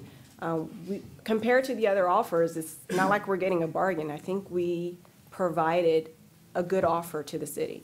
I've been in real estate for 20 years. You are looking at a price per square foot. It's a dilapidated building that we don't even know if we can keep. So those numbers are not, it's not a usable building right now. And we need to get the money to invest into it to bring it up to what it needs to be. So I think all that needs to be considered in what you guys are talking about tonight. Thank you. Are there any other comments or questions? Mr. Chilera? Well, I just want to start off by saying that I really appreciate the interest that has been brought forward and the efforts that have been made by Mr. Berman. For those of you that have been in tune, the city has been at this venture for quite some time. And I think the main reason for that is because the city wants to get it right. The folks that came up, the presentations are, I feel, impressive. The one with the different phases, and the other proposal from the Flamingo Plaza. The owner of that property has been a very good resident to the city, has been very involved, and did a tremendous transition from before to after. It's very impressive. And that's the type of product that we need. This corridor needs a shot in the arm. So I like what I see. So having said that, my biggest problem right now is I'm thinking about the past. And the past, we had one developer came in and said he's going to do all these great, wonderful things, and then he didn't do them. And then we ended up in court. And then we had to pay $1.6 million to get the property back. And that was phased and promised, and they've showed us these big, beautiful, pretty pictures. And unfortunately, we are where we are today because of that. What I am extremely uncomfortable with right now is we have too many loose ends. I think we need to do a better job with our contracts. We need ironclad real estate contracts that don't have loopholes in them. The last contract was a disaster. The current contracts, Mr. Berman, you mentioned we have a contract. Well, we had a contract because it expired. And now the attorney and the city are working to get it back on the road again. The apartment proposal is moving forward as far as I know. I think we have too many balls in the air right now is my concern. I want to get it done. I'm pro-development. The only way this city is going to move forward is to get something going at 56 and Bush, because that is killing our city. Okay, I'm the first to tell you that. I don't go down there to shop because it's depressing, and we need a shot in the arm to fix it. But I want to fix it right. I don't want to rush it, and I don't want to take a shortcut. And the contracts that we do in the future, we need to put timelines on these contracts, and they need to have contingencies. If the development agreement is not done within X amount of days, the contract's going to expire and terminate. We're not going to be held hostage by the developer and saying, well, we want these development agreements, but, well, we're going to take our time. Oh, by the way, your contract has just expired. So now we've been going back and forth, trying to re-engage a contract where money should have gone hard. The second amount of money should have gone hard, and it hasn't. The developer can come in tomorrow and say, hey, give my deposit back, I'm gone. Have a nice day. I agree that the property on the corner is worth more than the property up the street. It's on a hard corner, so it's going to be worth more. I haven't done an appraisal. I don't have those answers for you. How much more? I don't know. The property that we are talking about is going to be worth less. I don't know how much less. But at least for myself, I know these folks have put a lot of money and time into this effort, and I respect that and I appreciate that. And I'm not saying no to you. I'm saying we have to get our house in order before we continue down and embracing other projects. I don't want to bite off more than what we can chew. We already have a $20-something million debt that we keep chomping on, trying to lower and lower it. Our interest rate just doubled, and we renewed these notes. So I don't want you folks to be discouraged and say, oh, they're just telling us no. We're not telling you no. I think we need to fix some of the other stuff that we have. And the city manager and his team have done a good job getting this out there, and Mr. Berman as well. But some of these developments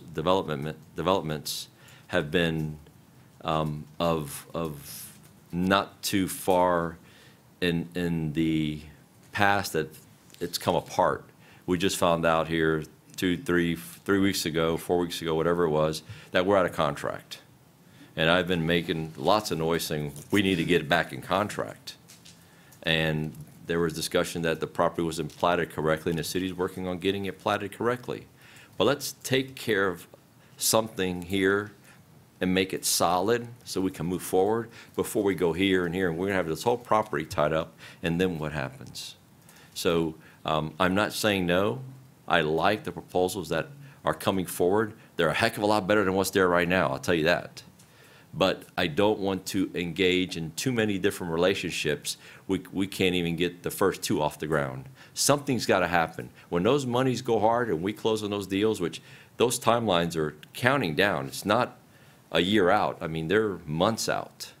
Once we do that, then we can engage here. But I'm just concerned that we're going to have not only, it could be a big mess. We could be tied up with 3 or 4 different developers and not have any coordination. We had a problem with just one developer, and we had to sue him to get the property back because he didn't do what he said he was going to do. Then he ended up selling this property. He got $10 million for the sale of the, $10 million in excess, the sale of the Winn-Dixie property, plus we had to pay $1.6 million back, plus we gave him the property for free to start out with. Talk about, you know, a bad deal. So I just want you folks to understand, this is where I'm coming from. Based on the past, I want to proceed with caution. I want to be optimistic, and I want to keep the hopes up. We want to develop this property. We do not want to keep it empty or vacant, but I think we need to take care of some of the other things that we have on our hands before we continue to move forward.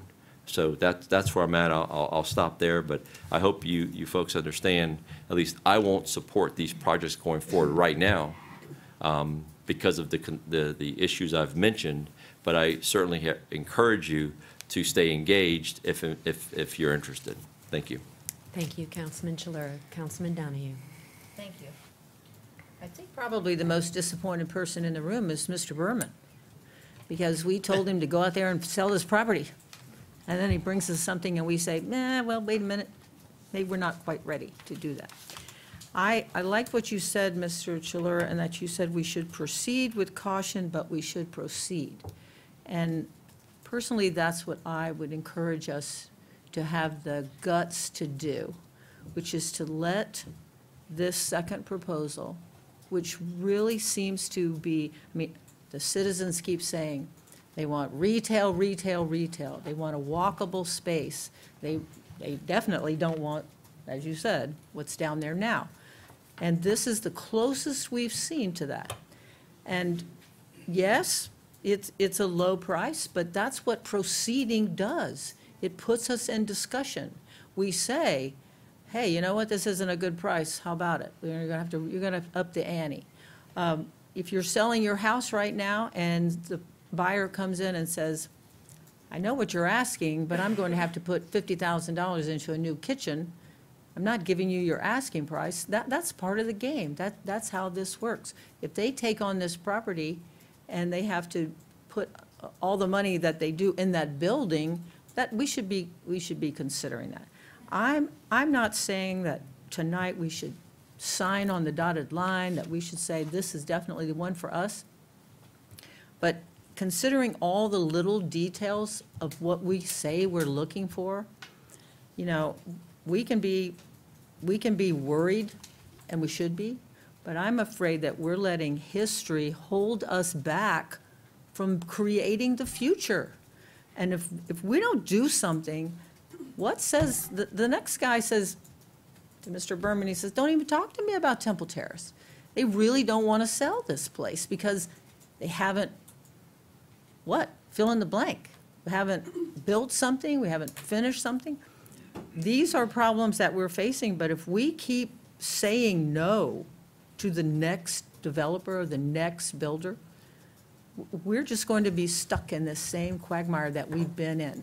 And you're absolutely right. Everything everyone has said is right, except that I think a coward dies 1,000 deaths, and that's what we're doing. We just are so afraid to move forward that we can't move forward. Now, again, I'm not saying this is the project for me.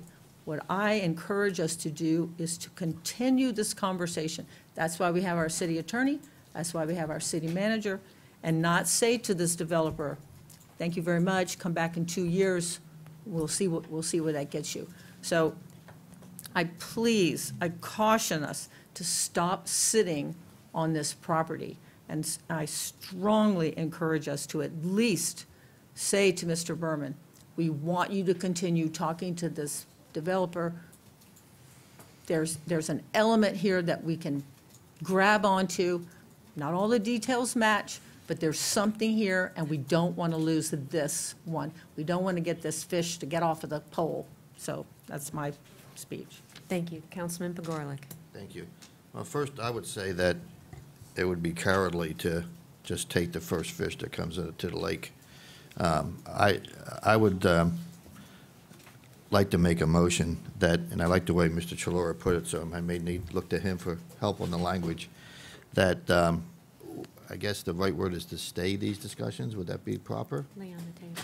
Excuse me? Lay on the table. Lay on the table? That we lay on the table these discussions until such time that we have our other contracts executed, that we've broken ground, and that we can get a better vision of where we're going, and get a better vision of what the market really would hold for these particular properties and other properties within the redevelopment. We have a motion. Is there a second? I'll second the motion. We have a motion and a second. Discussion? Mr. Ross. I have some questions for clarification about the motion, not really discussion. So what impact does this motion have on Parcel B? Are we taking it off of the market, or are we saying that it's still on the market? I'm just need some clarification as to what it is we're doing. I know in terms of these two projects, we're just staying them. I get that part, but what impact does this have on future proposals that may come in to Cushman and Wakefield? I don't know who the right person to answer that is. Perhaps it's Patrick. I have another question after that. Yes, so the question was, I spoke to council a few months ago and about the retail convention, ICSC, that we had in Tampa. It's the biggest retail event of the year in Tampa Bay. And 9 out of 10 people I approached told me, stop, I don't want to hear about Temple Terrace. They just said, I don't want to hear about it. They won't sell, or they'll cause you much time and effort and money, and then they'll say no. And I don't take any pleasure in saying that, because I know everyone on this dais is in good faith, working hard, volunteering, giving a lot of their heart and soul to the city, and I respect that.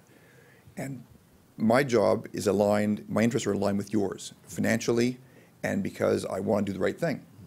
But the reality, Mr. Ross, is that the message we're sending is, well, as Mrs. Donahue said, we're out there marketing, saying, please make offers, please spend thousands of dollars on elevations and designs, and then we're saying, well, we're not going to do anything right now because we haven't done the other deals we've got in the pipeline. So that's, of course, not my decision to make, but the public perception becomes that the city is not open for business. The city is on hold pending future developments. They want other deals to start happening or closing, and there are other groups interested in Parcel B. I should say that for the record, that there are other groups out there, and my job is to get you the best possible price that I can and the best terms that I can, and I will do that. And there are other offers coming in as we speak and have already been received for Parcel B. So I have to, that's my job to bring offers, that's what I'm doing. So if your motion is to lay these two current proposals aside for the moment and perhaps consider other proposals in the future, we can do that as well. But the message is hurry up and stop, or hurry up and wait. That it's a mixed message, very hard to get the market to understand what we're trying to accomplish here.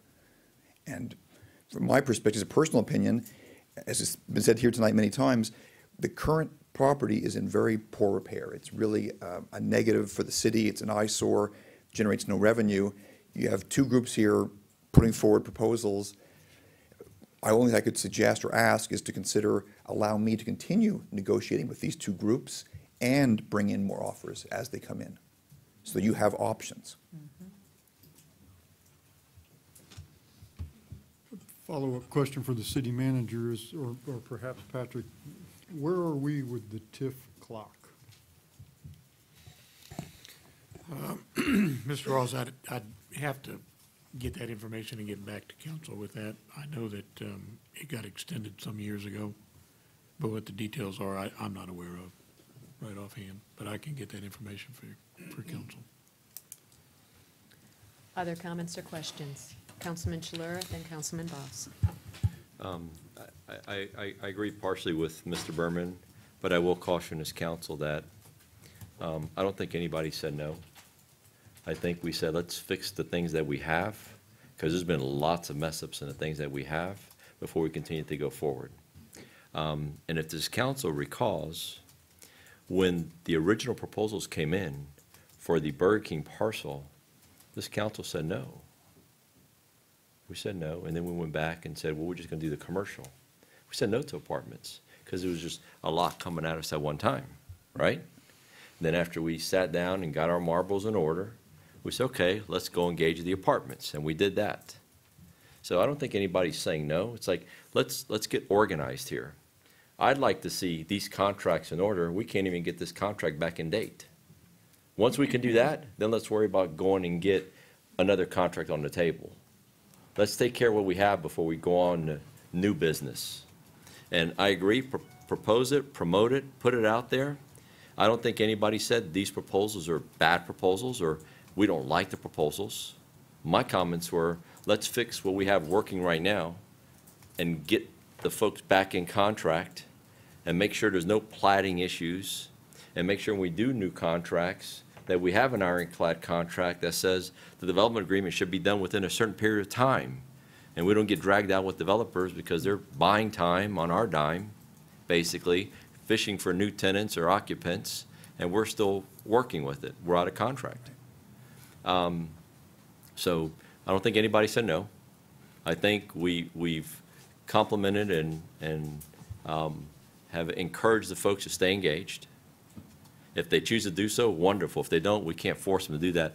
But our job is to look out for our taxpayers and our citizens and make sure that we do not shortchange them, because that corridor, that corridor there is the future of this city. If that doesn't get done right, and it's been dragging for years, that's going to be a very big problem for the city of Temple Terrace. So I'm comfortable and confident that, you know, we have the right commercial developer for the corner in Paragon. I'm comfortable that we have a good multifamily developer for the rest of that parcel. There is another 3 acres next to that that's out there as well. And then we have this parcel, these 2 parcels that we're looking at now. But nobody's saying no. I'd like to see these things get fixed, contracts back in date, that money goes hard, make sure all the plating issue is done and there's no other plating issues, and then we can move forward. But I would strongly support that, you know, if these folks wish to stay engaged, great. I'm not saying no to any of them, but also keep the door open. If you have any other proposals, you know, I know somebody called me last week and said, hey, we want to submit a proposal. I said, call the city manager, call the broker, and do what you got to do. And they said, we're going to submit it. I said, don't submit it to me, submit it to them. So I think they said they were going to do that, and maybe they did. You said you have some other offers on the table. So, you know, if there's offers on the table, we're considering 2 offers when you have maybe another offer or 2 that's out there as well. So look at the offers, and if you're going to do something, maybe close the period at some time and look at what you got. But that's not really the discussion I want to get into now. I want to get into, let's get the contracts and development agreements that we have in order, and then we can go here. And all this just developed the last month or 2. We just found out that the Paragon contract's out of order. We can't get, you know, the development agreement. They've been going back and forth trying to, you know, pan that out. So, and I assume that these folks are going to have development agreements too. So let's try to fine tune what we have here, and then we can use this development agreement to sort of dictate how we're going to do the others, because the corner is going to be retail, very similar to this parcel we're looking at here. So I think it might be of our interest to share those development agreements with these folks in advance. So here's what we're going to expect. If you got heartburn with it, maybe you want to go a different route, but try to be as transparent as possible so we don't waste anybody's money or time. So I'm not saying no. I just want to proceed with caution. I think we've done that. This past year, we've made a lot of progress. Some of the proposals originally said no. We broke them down. We took a commercial one, and then we said no multifamily. We thought about it. We dealt with it. We said, okay, let's bring in the multifamily. And they came in, and we had a couple of proposals that come into the multifamily when we told them no. We didn't say, hold on, we're going to get ready. We told them no. And then when they felt we were going to go back, they were very interested, and they came back on board. So I just want a clear record. I don't think anybody's saying no. I don't think we've told anybody. I didn't hear any of these council people say, we don't like what you have, we don't want your project. I don't think anybody said that. So I may have misunderstood that the proposal on the table, I'm not sure, the motion on the table, it sounded like you were saying these 2 offers are not going to be considered to go forward. That is not correct. Okay. My mistake. Councilman, I'm sorry, Councilman Schiller. Maybe Mr. Pagolis just wants to clarify that motion so we're on the same page while that issue was brought up. Happy to clarify it, and, you know, like Mr. Chalora said, nobody up here said no. But as Mr. Chalora said, we've got some issues internally. I think it's smart from a couple of perspectives, and I do think that the offers are a bit low. And I do think that waiting will make that property more valuable, but certainly we want to keep them engaged, and you know, to those people that think we don't say yes to anything, we're about to redevelop the bowling alley, okay? So we do say yes. We don't just say yes. We look at it, and we take into account what we think is best for our citizens. So certainly if the 2 developers that were here tonight want to stay engaged, they should. I didn't know you had other people looking at it. I think that's great. That's a delightful unintended consequence of what I said. And the more the merrier, and that produces a couple things. It produces, you know, better plans and better prices. So to clarify, the motion, intent of the motion was to not put a stop to everything, but to just kind of let them know that we need to get some other things finished first, okay? And those 2 things are contracts, a reinitiating of an existing contract, and the closing of another contract. And, you know, I keep saying we need to turn some dirt, and I believe that. So we're not saying no to anybody, okay? I can't say that enough. If you've got other people out there, certainly you should be talking to them. And I know you will, and I know you'll bring the best deal to us for approval. And, you know, once we get our other contracts signed and done and we turn some dirt, I think we'll be ready. We'll be telling you, hurry up. Right. Okay? So that's just the way it works. So I hope that does clarify, and if I need to say anything more, I will, but at this point, I'll just shut up.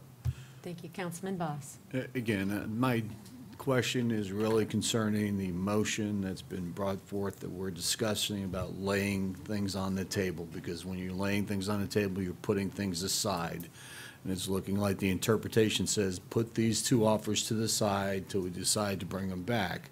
I would just rather say we want to make no decision on these offers this evening and to continue for Wakeman and Cushfield, Mr. Berman, to continue discussions with them as we did last time with Paragon and the other developers, knowing full well what our concerns are, as we've all discussed here.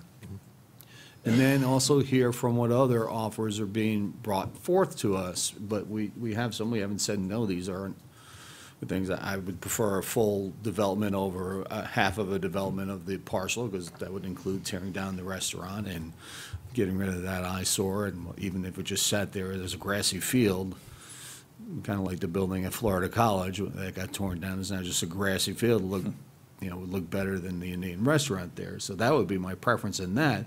But I think we just made it, laying on the table means you're not going to discuss it. So I just want to make sure, until you pull it back on the table to discuss it, we're just not saying stop any discussions, but rather just that we want to make sure when we vote on whatever we're voting on, that our representatives can continue discussions just like we did before and bring us forth new things to look at, and knowing full well what concerns council's put forward. We want to move forward the right way, and we also want to make sure we're not overtaxing ourselves by getting ourselves in a position where we can make a mistake for the future.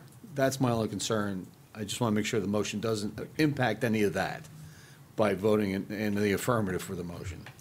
And a motion to lay on the table is just that. It is setting aside. It's on the alternate tarmac. It does not in any way preclude doing something time-specific, or a postponement to time-specific holds our feet to the fire. And again, we don't have a crystal ball on exactly when our internal house will be in order going forward. Lay on the table can be pulled off at any time, can be brought back before this council. It is the most fluid way for us to do business. I will, as your mayor and as your chair, apologize. Normally with a lay on the table, it is not a debatable motion. I do believe this is so important that we did want to hear from all council members. But a lay on the table keeps the door very open for us at any point to bring it back. It does not hold our feet to the fire with a time specific on 2 weeks from today we're going to bring it back, or a month from today. It allows us to do what we need to do and at any point bring it back. That is what a lay on the table per Chapter 17 of Parliamentary Procedure is all about. May I ask a question? I think the discussion we've had is what muddied the motion. And you're right, lay it on the table. But then we had all this conversation about us getting our act together and getting everything else done. So if you would, I'd be happy to restate what I heard Councilman Pogorelic share. And Councilman Pogorelic, you can let me know if I got this verbatim down. Motion to lay on the table these two proposals until such time that our current contracts are executed. For example, ground has been broken, and we can continue to then go forward with further market considerations, are the notes I took as you spoke. Perfect. That motion was made. It was seconded. We've had discussion. I see Mr. Chalura. Did I see your hand? Yes. I just want to clarify the points Mr. Boss made were, I just want to verify the points Mr. Boss made were, I feel very in line with what I was trying to communicate as well. So although you're laying these aside, the city's still open for business, and Mr. Berman can continue to bring proposals to us that are out there. I just want to make sure that absolutely that can happen. Yeah. Thank you. If I may make one more comment, I'm sorry, I just wanted to make one more point about timing that Councilman Chalura had mentioned earlier. I definitely don't want you to have a strict deadline where you say within 2 weeks we have to do something. But at the same time, the way the structure, the municipal bylaws are set up is we now have public record of the offers made. So now another group, a third-party group, can say, well, they offer 1.6, I'm going to offer 1.65. And then that's public record. And the next group says, well, I'm going to offer 1.675. And unless you have a deadline, it'll go on indefinitely, and you'll discourage people. People say, I'm not going to get involved in an auction. I'm going to withdraw my offer. So it's just a danger that I, of course, I want to bring more offers and bring more proposals, but it's a double-edged sword. Both of them are bad. Bad thing one is people make offers, feel like now everyone knows my offer, and they can therefore beat my offer. And challenge two is, why should I make an offer in the first place if I just have to wait 30 days for someone else to outbid me by $50,000? This is where it becomes, if I may suggest, you set the date you feel is correct, November 30th, December 31st, but set a date where you say, by this date, we'll either choose somebody or we won't. We won't continue indefinitely every 30 days, indefinitely having offers coming in, rejected, modified, new offers surpassing old offers. I just think it's really critical to have a deadline of some type. It could be in March of next year, but it should be set for some time. So people know, I make my offer, they'll say yes, they'll say no, but it won't be to be continued, So I've said enough, thank you. Madam Mayor, I need a point of clarification, not further discussion. I'm in agreement with the spirit of what we're doing, but when you just recapped the motion, I heard something that I must have missed the first time. I guess I didn't catch it. We're laying it on the table, but when you read back what Mr. Pogorelic said in the motion, I didn't catch that we're laying it until ground is broken. That could be a long time. I mean, closing is one thing, getting the contracts, getting back under contract, getting money turning hard, that kind of stuff, that's shorter term stuff. But for it to be on the table until ground is broken, that could be next year. These people aren't going to be on the hook until next year. Well, I was giving those as examples. Okay. Thank you. So laying it on the table doesn't establish a deadline, doesn't establish it. I was just giving those as examples. Anybody here can actually bring it up off the table once we feel like we're all comfortable that we've got our house in order. I keep telling everybody that, once dirt is turned, that the property's gonna be worth more and stuff. And I certainly recognize, being in the business for 35 years, that could be a while. It was just used as an example. I don't expect that we're gonna wait until we have machines on there and actually turning dirt. I would hope not, okay? I was using that as an example of things I'd like to see us get in order.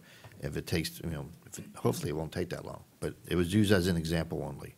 And there's my saying that and my being in the record is no indication that I expect it to take that long, okay? I expect it to be sooner. And anybody, if I'm correct, anybody can bring it up off the table for discussion at any time. And it could be next meeting, it could be meeting after that. But your point is taken, and I think maybe that's something that we discuss after we vote on this. We have a, Council. I just have a suggestion. Mr. Berman made a very good point, but at the same time, the last rounds of contracts we have, the same thing happened. Everybody's bids got exposed, they went back and forth. So my suggestion is this: if you're gonna put any kind of timeline, look at the two contracts we have, when we're back in the contract. And one's in contract, one's not, at least to the last to my knowledge. Once the latter of the two dates of those contracts, when the money goes hard, the second deposit, that's when the clock ticks for 30 days. And any proposals that come in stay with you, they don't come here, then they're not public records. Right. You can share the information with the city manager. I don't want to know it. My colleagues can speak for themselves, so the word can get out from our side. Anybody that watches this, you're going to say, council felt this offers are too low. Some council members said. So they're going to maybe revise their offer, maybe not. But for the sake of providing protection to folks that are interested, that want to be bidders, when you get the offers, you hang on to them. And then once we're out to a certain point, then they go to the city manager. You guys can talk on the phone, obviously, but it provides a little protection there. Because I agree with you. If I was in that boat, I'd expose my offer. We're just bidding against ourselves. But I think once whatever the dates are, that money goes hard, not the first soft deposit, but the second hard deposit. Once that date goes hard, that's what the trigger date is to make a decision on these. You give them 30 days at that point, and that's when you go for it. Then at least these two are well on their way, because they're putting up a couple $100,000. More likely they're not going to walk away from that. The plating will be done by then, the title issues will probably be done by then, and the money's gone hard. Now, this is situated, let's move on. We can handle that under a So that's separate just a motion, thought. right? We can handle that under a separate motion, correct? Yes. Just a thought. Okay, yeah, I think we can handle that under a separate motion. So we will first handle the motion that's on the table, the motion to lay on the table. We have had a motion, we have had a second, we have had discussion. All in favor signify with aye. Aye. Opposed, nay sign? Nay. Thank you. Motion carries. And now a second motion on time specific. Is there a desire to make that motion? I'll give it a shot.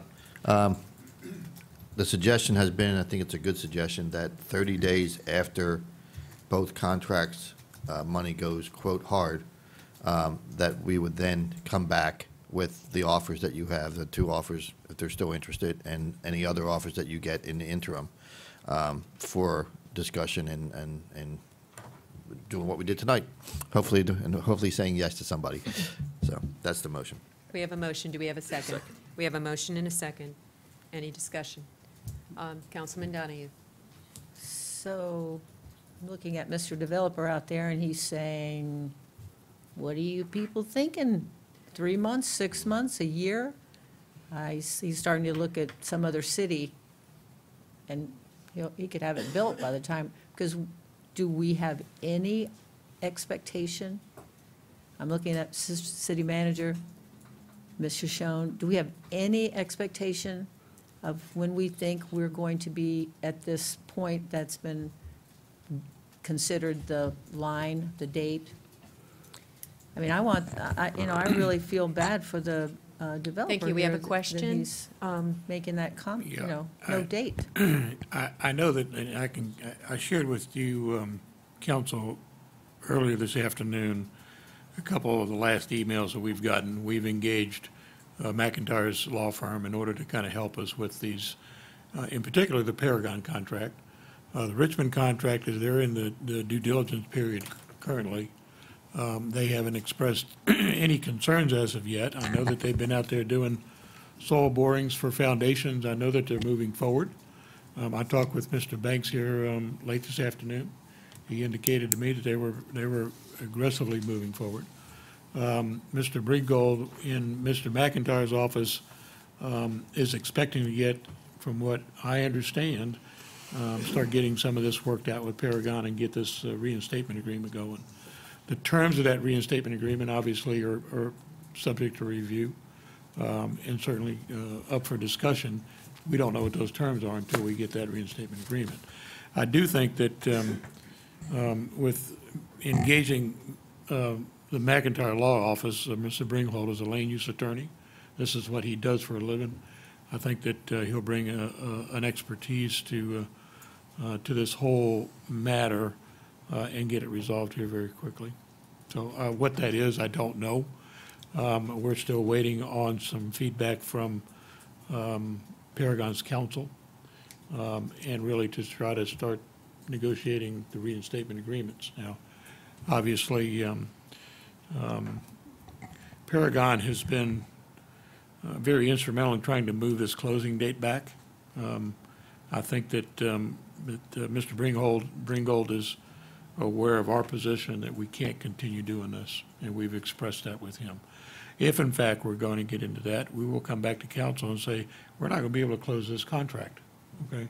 I mean, it's reaching that point where we need to fish or cut bait, and we have expressed that to Paragon and to Paragon's attorneys. So, again, we're trying to get to the bottom of all this. I don't know that I disagree with maybe a little bit of delay. There are some things that were said tonight that I'm not aware of, such as using some of the property around the pond. Those are discussions that we need to have. So, I mean, I can't express any opinion on that because it's been mentioned to me in passing, but we've never really sat down and said, here's what we need. Are we going to buy it? Are we going to change it out on improvement? So I don't think that, I don't know, I cannot remember the inspection period that, the due diligence period that Richmond has. Can you remember? No, I don't have the contract, so I don't. Yeah, I mean, we can certainly provide information on that. there's too many dates to remember, so. Councilman Ross. Yes, ma'am. Thank you, Madam Mayor. I was in favor of the first motion to lay this on the table for a number of reasons that were all very well articulated, including the fact that there are other things in the pipeline that are going to reach us. So it would be wise of us to lay this on the table to see what else is coming. Also have some concerns about the selling price, all the things that were mentioned. But I'd like to try to urge my colleagues to reconsider this second motion, and this is why. I agree with the path forward as articulated by Mr. Chalura and distilled into the motion. I don't disagree with that. It sounds like a good plan of action, and we're free to take that plan of action without this motion. All this motion does is tie our own hands. We're free to proceed along the way that Mr. Chalura outlined. In fact, I would agree and defer to his expertise in this area that that would be a smart way for us to go. But we don't need this motion, and by doing this motion, all we're doing is locking ourselves into this, and if some angel investor shows up tomorrow at Patrick's office and says, I'll give you whatever you want for this parcel B, we've already we tied our own hands by doing this motion. We're free to proceed that way, and I would say that we should. But none of us knows what's going to happen tomorrow, next week, next month, and why rob ourselves of our freedom of choice by making a motion that we don't need? We can do that without the motion. Thank you. Is there any other discussion? Councilman Chalura. And Mr. Ross, I understand your point. The only reason I suggested a timeline was because Mr. Berman said, give me some kind of timeline so it's just not out there hanging. That's the only reason I said it, or else I would have been good without it. I was trying to give him a comfort level. That's why I tried to say, well, when the money goes hard, 30 days from that point. That's the only reason I said it. And this council could come back and amend and modify that if they need it. I was just trying to give him, based on his suggestions or requests, that's why I made that comment, or else I wouldn't have even addressed it from that angle. Councilman Picarlo. I'm happy to withdraw the motion if you're happy with what you heard. I think Mr. Ross brings up a good point that, we can certainly do it earlier if we feel comfortable. And, that's always the hope, right? So if at council's pleasure, I'm happy to withdraw my motion, and knowing full well that now the developer knows what our goals are. Thank you. Is there any other new business to come before this council? Seeing none, I do have one comment. I may call Lori Hayes to the podium. Citizens, staff, businesses, August 15th is Florida League of Cities City Hall Selfie Day, and everyone in the city is encouraged to come to City Hall to take a selfie or a picture in our historical photo stand sometime during the day. And Lori, I'd ask what I'm missing. That was it. So August 15th, anytime during the day, we invite all citizens to come out. And at this point, I will turn it over to Mr. Stevenson for the city manager's report. Mr. Stevenson. Thank you, Madam Mayor. Just a couple of things here. We have begun, as of our last budget meeting, taking the suggestions of council and starting to put together our final draft document. We're expecting to present that to you probably the end of next week, I would say, at the very latest. That gives us a lot of time to go back through this budget if we need to. My question to council is do we need to have, would you like to have another budget work session once we put this final document together, or is council comfortable with the decisions that were made? I would like to see it and discuss it. I'm good. I don't need another meeting. So I need to do some planning here, that's all. So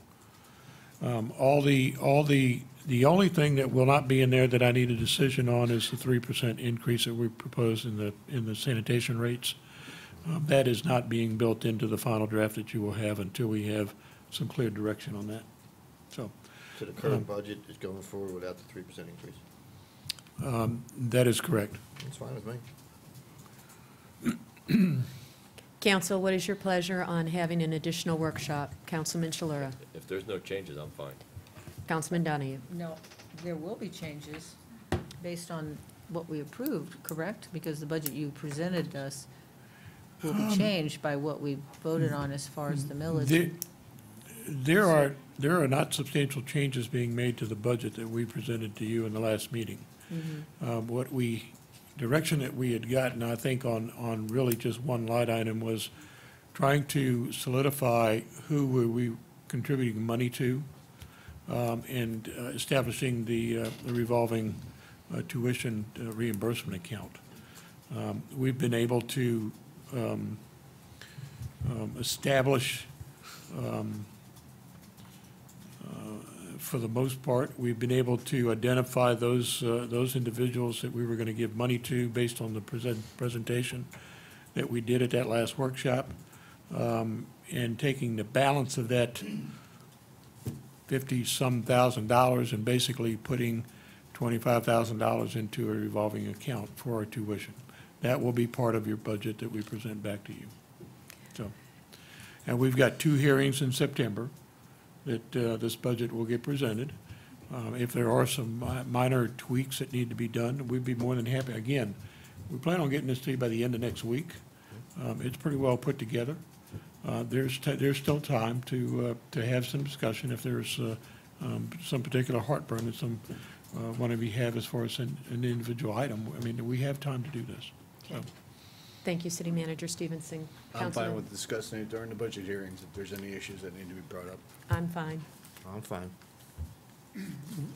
Excuse me, is that when we'll discuss the 3% sanitation proposal, is during the council meetings is that when that will happen, that discussion? I think that would be the appropriate time to bring it up, yes. Okay. Very good. So it looks like there's a comfort level with the council at this point. Thank you, Mr. Stevenson. Thank you, Madam Mayor. One other thing real quick. October 2nd, and this is thinking way in advance, but I know this has always been a problem. We have our National Night Out. We try to keep a light agenda.